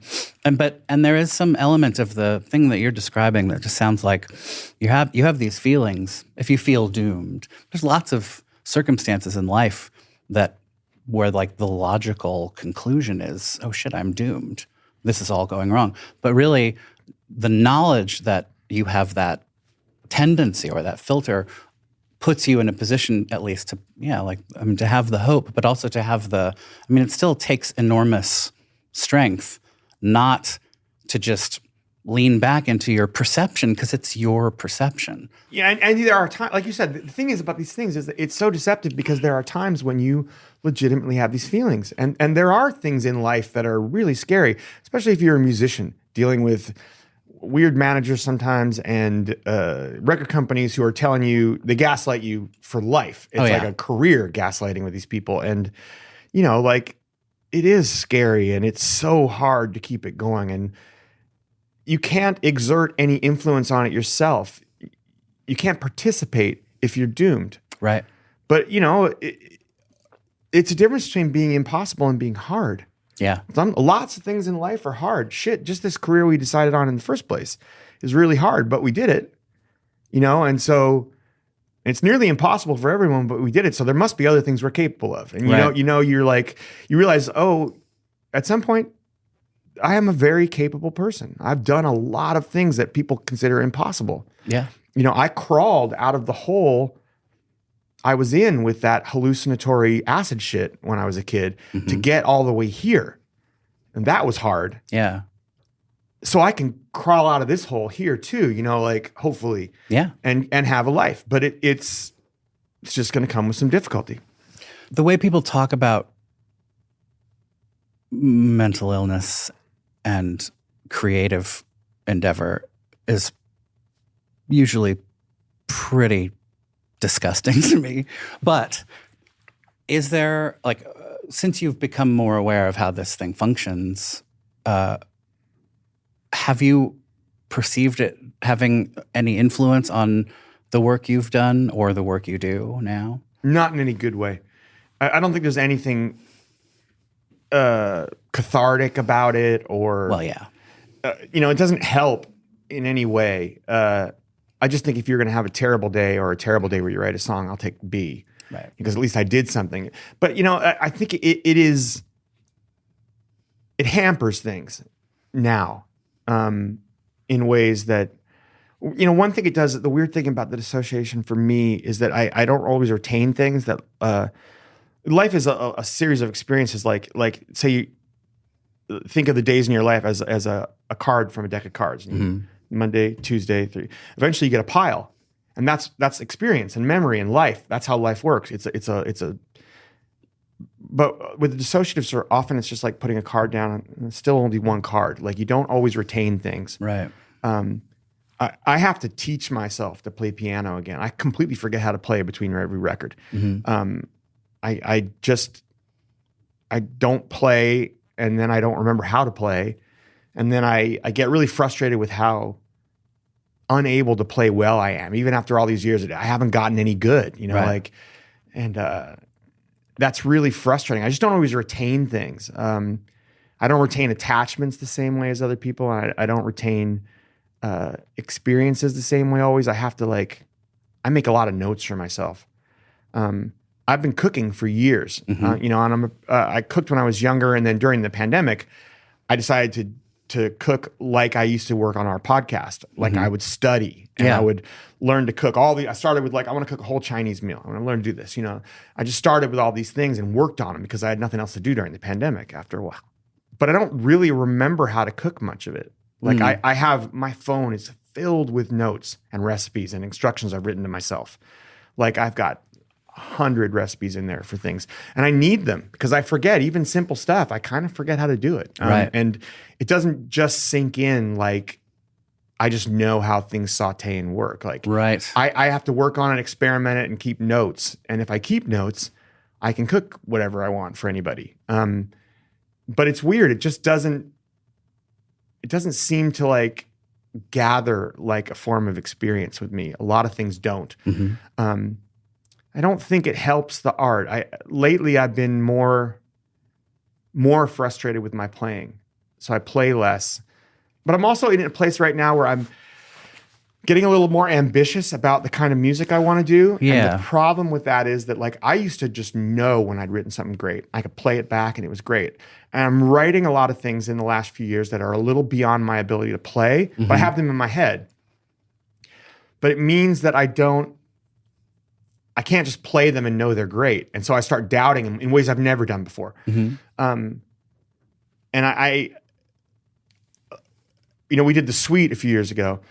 And then the next summer I was at my friend's farm in England again, and I wrote the second suite. And on the way home, I stopped in London and sang on my friend's record. My friend Dave Leo Pepe, he's in a band called Gang of Youths in London. And I sang on the record. And for the second time, because they took the record and trashed it the first time. And when I got home, about a month later, he sent me the finished record. And it was so good. And all of a sudden, I just didn't believe in any of the stuff I'd written. I just didn't think it was good enough. And I tossed it all and said I had to rework it. And I've been sort of doing that for the last couple of years. About a month ago, I was like, I got to finish this record, the other half of it, and I'm looking at some of the songs, and a couple that I've written since then and a couple that I had then, and I just don't know if they're any good. And because they're beyond my ability to sort of play them well, I can't tell by playing them. And when I first sent the demos of me, my iPhone demos, when I wrote the songs to the guys in the band, I didn't get really any like excited responses back. So I called up Immer and Jim and Millard, our drummer and bass player. I'm like, I need everybody to come to my house in the next couple weeks, sometime soon. I need to play these songs with you guys. I need to hear what they sound like with the band and demo them that way so I can figure out if they're any good. I don't know. I can't even tell if they're any good as songs. And so they came to the house and we're start running through this stuff, and we're all really excited. The shit sounds great. We're like, yeah, we're ready to go in the studio now. And now we're even more prepared because we did this little sessions in my living room. And after we were done with it, I like looked back at my phone. When did I record these demos, the first set, and send them to the guys? And it's like 2020, it's like summer of 2021, like 2.5 years ago, I had these songs, but I didn't know they were any good. I wasn't sure. And they are. Like I could have done this 2 years ago because it was so stupid because they've just been sitting there because I wasn't sure and I was embarrassed to talk about it with the band in case they were like, I didn't want them to be like nice to me about the songs that they didn't, because they've never done that. I've always sent them things and they've been thrilled. And like even the suite, which was really hard to play, but the concept was there. They got it, and they were fucking excited to do that.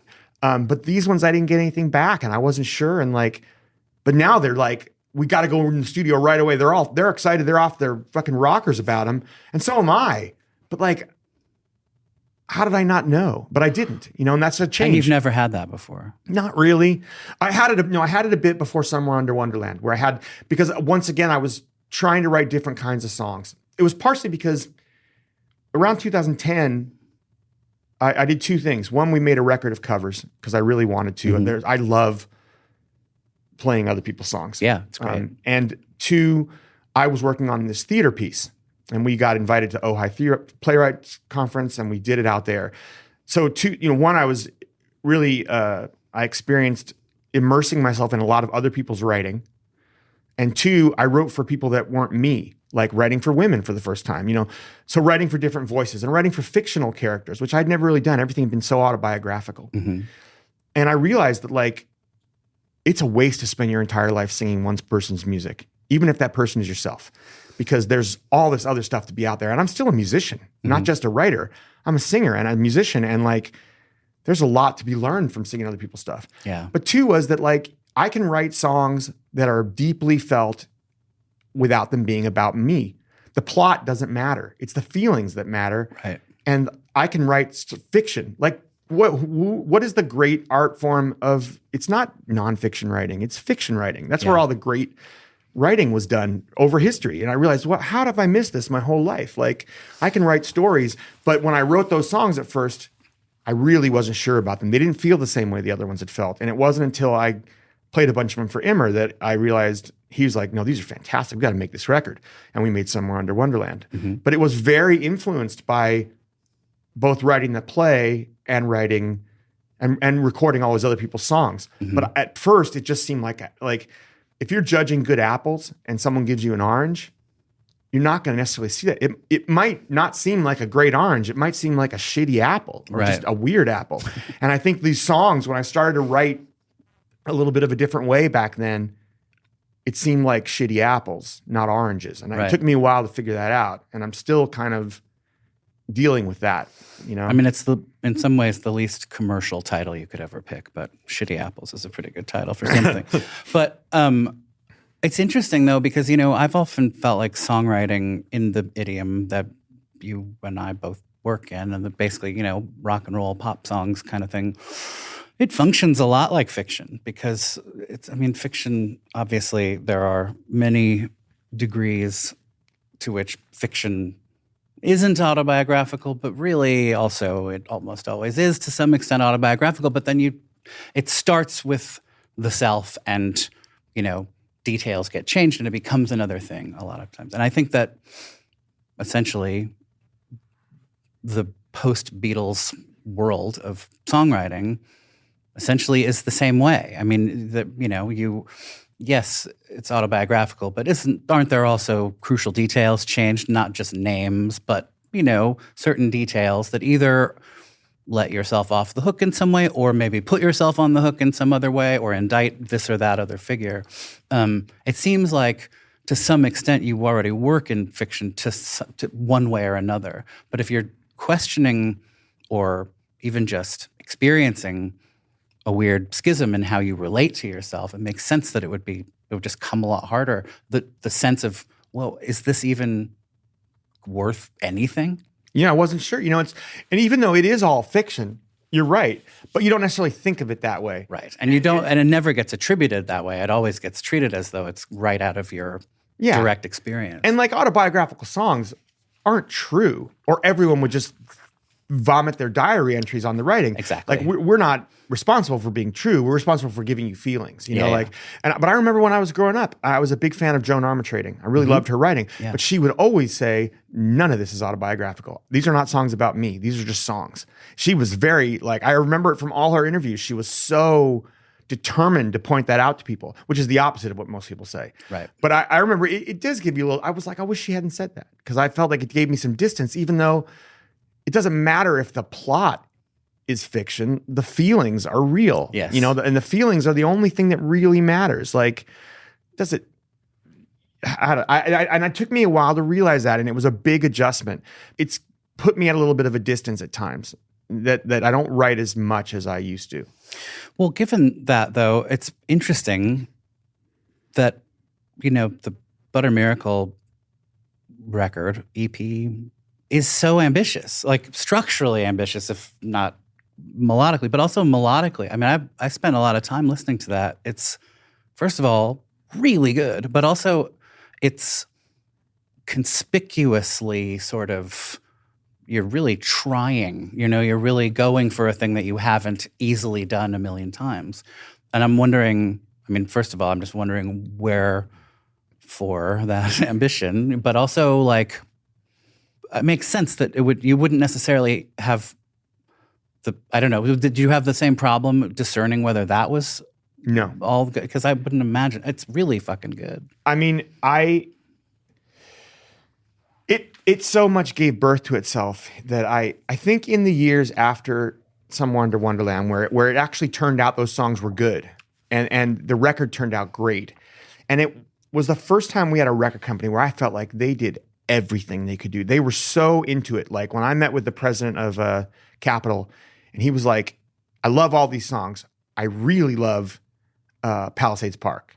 I want to make that the first single. We should make a film of that and make that the first single. That is so cool, you know? And it's like, I'm thinking, it's 9 minutes long. It's like, right. It can't be a single, but it can because there's no rules. And I suddenly start remembering like Subterranean Homemade Alien. What was its name of the song? That like 7-minute cartoon that Radiohead did that worked. Because if we're not just trying to get on the radio, then there are no rules. Yeah. And they were so good. They had a guy doing like not sand paintings,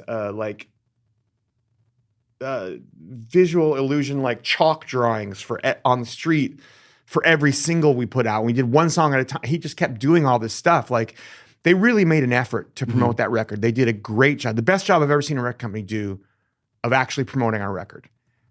And it had no effect on the culture at all. Like it did okay. It sold some records for its thing, but didn't really make any impact on the culture. And I think after that, I got really kind of like, wow, we don't have any idea how to promote records nowadays. Like I don't mean everybody. I mean, we don't have any idea how to do this because that's as good a job as I've ever seen anyone do as far as that old how you do it is concerned. Mm-hmm. They really tried. There was no incompetence there. I've never seen it. I was really pleased with the record company for the first time in my career, you know, and it's still like, you know, I think that discouraged me a bit. And so I hadn't been writing. And my friend has a farm like in the west of England, and I had been spending a bunch of time there. And often I'm the only person there. He's at work in London or something. And like, it's just me and these dogs and miles and miles of hills and dales and forests and trees. And I'm like out there wandering, and I kind of feel like writing. So I got like somebody to find me a piano I could rent, like a keyboard I think I bought a keyboard actually and just put it down there. And I just started playing, you know, and hadn't played much piano in a while. And like the couple days into it, I wrote The Tall Grass, the first song on the thing, and came back to it the next day. And just trying to see if it's done or not, you know, and as I'm playing it, I get to the end of the song and I start sort of extending the ending, and I change some of the chords, and I found myself singing this line, Bobby was a kid from around the town. And, I liked it a lot. And I thought, okay, maybe this is a longer song like Palisades Park with several movements. After I work on it for a while, I realized, no, it's a different song. But isn't it cool how it just kind of came right out of The Tall Grass? And then I was thinking, well, what if I write a whole series of songs where the ending of one gives birth to the beginning of the next? You know, like maybe I could write a suite of music. That would be like an interesting challenge. And then for the first time in a while, I think I had a direction, and I had like a vision, something I really wanted to do, but they were so caused by each other. Like each song caused the next song, even as they were really different. And I just got really excited about it. And it seemed like a really cool challenge to try and do, and something that would like, I mean, it's very ambitious. It's me again thinking, surely people will appreciate this, you know? But it's a weird thing, you know, like I had to really hold that in my head for a long time, because even as we're recording it, you can't hear if it works. Right. We're recording the song. We're not recording it as one 20-minute piece of music. We're doing each song, but instead of ending the song, we go into the next song. Right. Like a few lines and then stop. So we know we're carrying it through, but you still don't know until you get all the pieces on there and you mix them each and you snip them together. Right. And the day in the studio where we the first sessions got interrupted by the pandemic. You know, we're wrapping up, and then we were going to take a week off and then bring the other two guitar players in and finish it up. And right as we're wrapping up, Trump's in the CDC saying, I don't want people getting off those boats. And the whole country shuts down. So we're like, we can't do anything for a while. And so we ended up not bringing the other guitar players in. We had them do them at home in their studios or with friends out in West Coast. And then like months later, when it seemed like, God, it's not going away, because this is like in February or March, and around July, I think, we found a studio just a few blocks from our house. Our producer, Brian Deck, and the engineer, drove in from Chicago, so they didn't have to fly. And I cooked for everybody, so we didn't have to go out to dinner. And we walked to the studio each day and we finished it up, So it's a number of months later, keeping this in my head. And so the day we finished mixing the last song and we clipped them together and it works. Yeah. It was like one of the best feelings I've ever had in my career, because it's a long time to hold an idea in your head and not be able to hear it. And to know that it would be, if it were still the days of record labels exerting control over things, the first thing they would have been like was, yeah, this is great, but what if we just cut them into individual pieces? Which is funny, which is what happened. Because as we recorded each of them, we went back at the end and thought we should record endings for these songs. So we did do endings that you could tag on single there. edits. So that because people listen to a lot of stuff on shuffle, and so we did that. But the idea is that it would be released as the suite, and then we would, a few days later, maybe put the other ones up there. So you had the endings.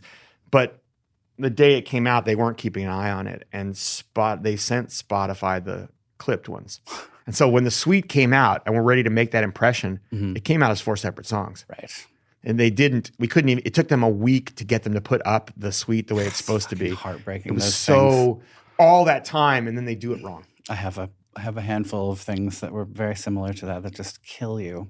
Oh. I was struck by the line in particular, the daydream nations won't come true, the ghosts you made up ghosted you, apropos of what we were talking about before with the indie bands of one's youth. I wondered how that functioned, if that was, if I have that right, but also what, I know that it's sort of a drag to be like, what did you mean by this? But what did you mean by that? Well, kind of the idea for that song was that America is a dream that we've never lived up to. Mm-hmm. But you hope to, like a lot of things in life, it's still better than most places in the world as far as the ambition of what we established the country for. The fact that we fall short and have always fallen short it's just human, and it's not the biggest crime in the world. We should just be aware of it and try and do better. Yeah. Because the idea is still a great idea. The idea has never declined in the idea that people can govern themselves and can protect the rights of a minority, that even in a system based on majority rule, which is democracy, the first guys set out the ability to protect minorities right away. Right. And that the vision of that is still such a great vision, but at that point in the middle of Trump and just how much vitriol and hatred and the sort of populist nationalistic fervor, the anti-women, especially that song was so much about about a woman, a guy thinking he owns her in so many different ways. And I was just what must it feel like in our country right now to be female or black or Mexican or any nationality other than, white Anglo-Saxon Protestant, with this guy as president, and how he talks about everyone, how, especially right after Barack Obama. Yeah. I went to a play the night Barack Obama got elected at the Public. Mm-hmm. And I can't remember what it was, but I was sitting next to a guy. He was probably about 28 years old, black guy. And he just turned to me at one point and he's like, I just got to say something to somebody. I'm so excited. And I go, yeah, I know, me too. It's amazing. He goes, I feel like weirdly, somehow my life changed tonight. Everything's different. And I said, what do you mean? He goes, well, I think there were things that I knew they were possible, but I didn't really know they were possible. There's no actual evidence that they were possible, but now I know they're possible. Somebody like me can become president for real. And I guess I always knew it, but I didn't know it. And now I know it. And it feels like the world changed. And I've never forgotten that conversation. It was so profound. And then the play started, but we're just the two of us just sitting there because we got there a little early. And he needed to talk to somebody, and he just turned to me and we started talking. We had this conversation. Not really much. I mostly listened. I asked him some questions about it, but he needed to talk about how it felt. And I remember thinking that during that election, not necessarily that Hillary Clinton was the greatest candidate for president, but that there were 50% of our country who still didn't know what that guy knew. Right. That they still didn't know really that they could be president. Or that there was not a ceiling on that. Right. That women still didn't know. And I think when I wrote that song, I was thinking about all those things. And how does it feel like? It doesn't feel good to me. Like the amount of disdain towards a lot of people. And we are a melting pot of a country and always have been. And every group of people that came here spent a little bit of time thinking we're supposed to be here and they're not. But then you get over that, right? Because it turns out the whole point of America is that we're all supposed to be here. And that is the great lesson of it, at least in its most idealistic sense. And I truly believe in that. I feel very patriotic at a time when it doesn't make much sense to be, because I'm patriotic about the idea. And I remember during that election thinking, I really hope she wins because my sister will know, and everyone, every kid, every girl, and, but in the middle of that, I was thinking the kind of flip side of that, which is how must it feel to feel so unappreciated by someone who doesn't know you at all because of this grouping. And so kind of at the end of it, I was sort of writing a bit about he seems to have confused a democracy with a monarchy, and that he seems to think he's the king, and that's not supposed to be how it works. That this is not that's why there's a line in there about something vision of America, a dream of England coming true in America, that I was like, Ghost of England awake in a dream of America. Yeah. That this is, he's trying to bring back to life this idea of something that doesn't even exist there, by the way, except as a charity function, and a performance, art. And he's trying to bring that back here. That's not how this country's supposed to work. Yeah. I mean, it's not purely a political song like that, but I was really just writing about just the vulnerability of someone who was gay or a woman or black, just how vulnerable and unappreciated you must feel. And you can't think this is the way this dream is supposed to turn out, Yeah. I mean, it seems, though I have no idea how to influence the culture, I do think that addressing the culture and, treating it as a subject and dealing with it in songs is at least a positive step towards that. Whether or not the culture is ready to receive it, I don't know, but you don't get to know, Yeah, I mean, and I mostly don't write about stuff like that. And even in the song, it's just an undertone of it. It's supposed to be about the vulnerability and the vaguely threatening world around a woman or people in the song, and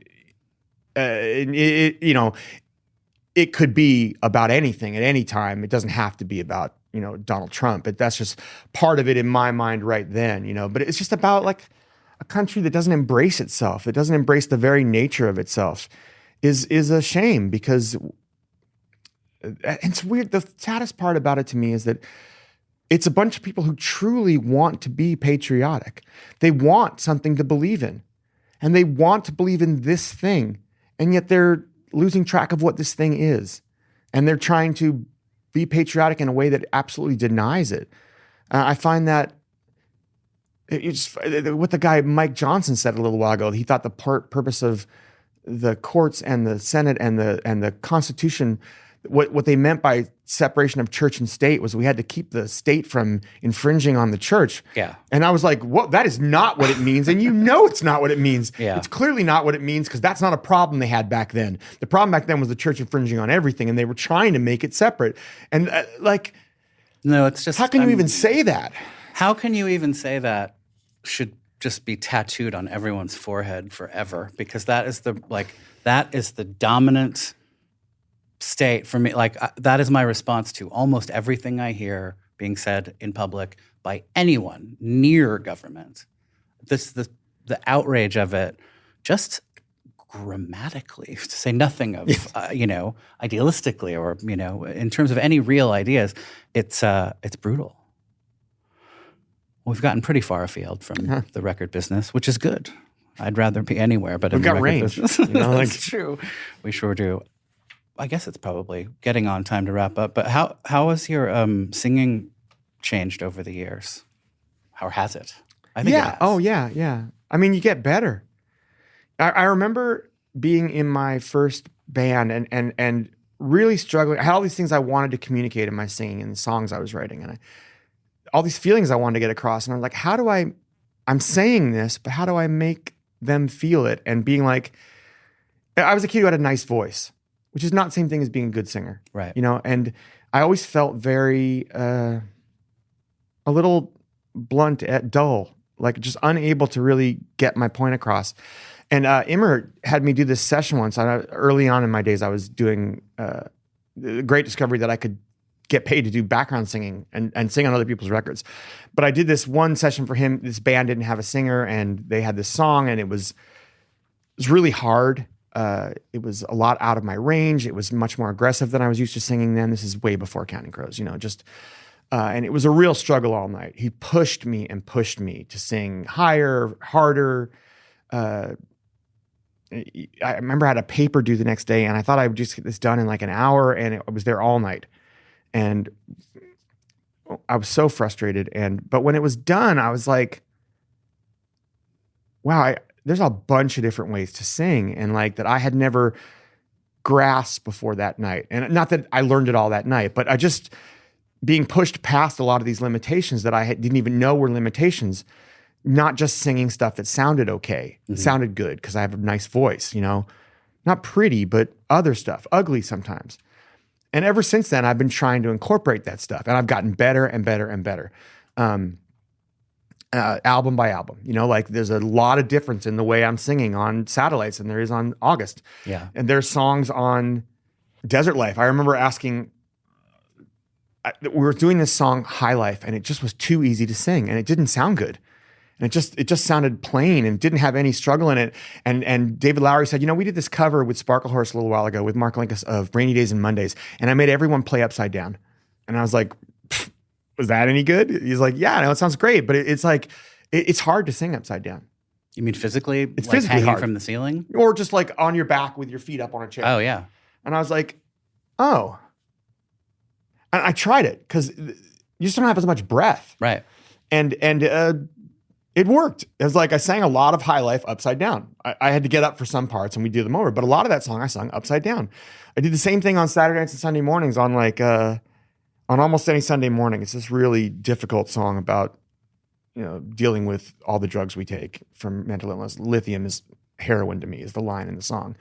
On that one, I put my head down between my, you learn ways to like push yourself and to sing. Sometimes it's techniques like being upside down, and sometimes it's just like that it sounds good to be harsh on your voice. It sounds good to be soft. That like when you got better monitors or in-ear monitors finally. Changes everything. You had so much more range. You could sing really quietly and you could sing really loud. And I just think you keep trying to make people feel things and find ways to make people feel things. And also to learn to dial it back. At one point when we were doing Desert Life, Dennis Herring said to me, I think it was on Mrs. Potter's Lullaby. He's like, you're overdoing it. It's too much. There's too much emotion, too much feeling. And he goes, come on, let's go to the other room. And he played me 4 Glenn Campbell songs, like Wichita Lineman, Galveston, By the Time We Get to Phoenix. And he's like, look, he's just singing. Yeah. Sometimes he goes, I love the way you sing. Your emotion is great. Sometimes you need to just sing. It'll come out. All the stuff is subtext. You don't have to make all of it on top. Yeah. Just sometimes you need to like let him read between the lines. You'll feel it. Just sing it. And I was like, oh, yeah. You learn all these things all the time. Sometimes you just sing. Yeah. And like, it's not about emoting. It's about restraint. My friend Pat, his daughter Milena is a fucking spectacular singer. She just got early admission to Harvard, but Juilliard had already told her, you're in if you want, but you can also go away to college and come back and do grad school here. Wow. She's very, very good. She sings all kinds of classical stuff. But the first time I noticed she was good was she was like 11 or 12. And he played me this thing she sang. She was singing a cover of something at her school. And there is so much gymnastics in singing nowadays. So much melisma, so much vibrato, so little restraint. It's all the gymnastics of it. Yeah. And she was 12 and singing with all this fucking restraint. Like, she kept all the emotion between the lines. Yeah. And it wasn't because she was just singing plain, because there's all kinds of feeling in really singing. Wichita Lineman is full of feelings, but he's not overdoing it. And I remember I said to Pat, and she was 11 or 12 years old, I'm like, she is going to be a great singer. The one thing you never see, forget talent and range and all that stuff, you never see restraint in 12-year-olds. She's got restraint right now that she can feel it. She doesn't need to do stuff. She can already feel the song at like 11 or 12. Trust me, do everything you can for this girl, because she's going to be a great singer. And she is. She's spectacular now, and she's just, learning. She's just going along, doing her thing. But I remember that she had Glenn Campbell at 11. I was still searching for it in my mid 30s, and she already had it. We could all do with a little more Glenn Campbell. Yeah. Adam Duritz. Thanks, man. Thank you. Did we reach 12 hours?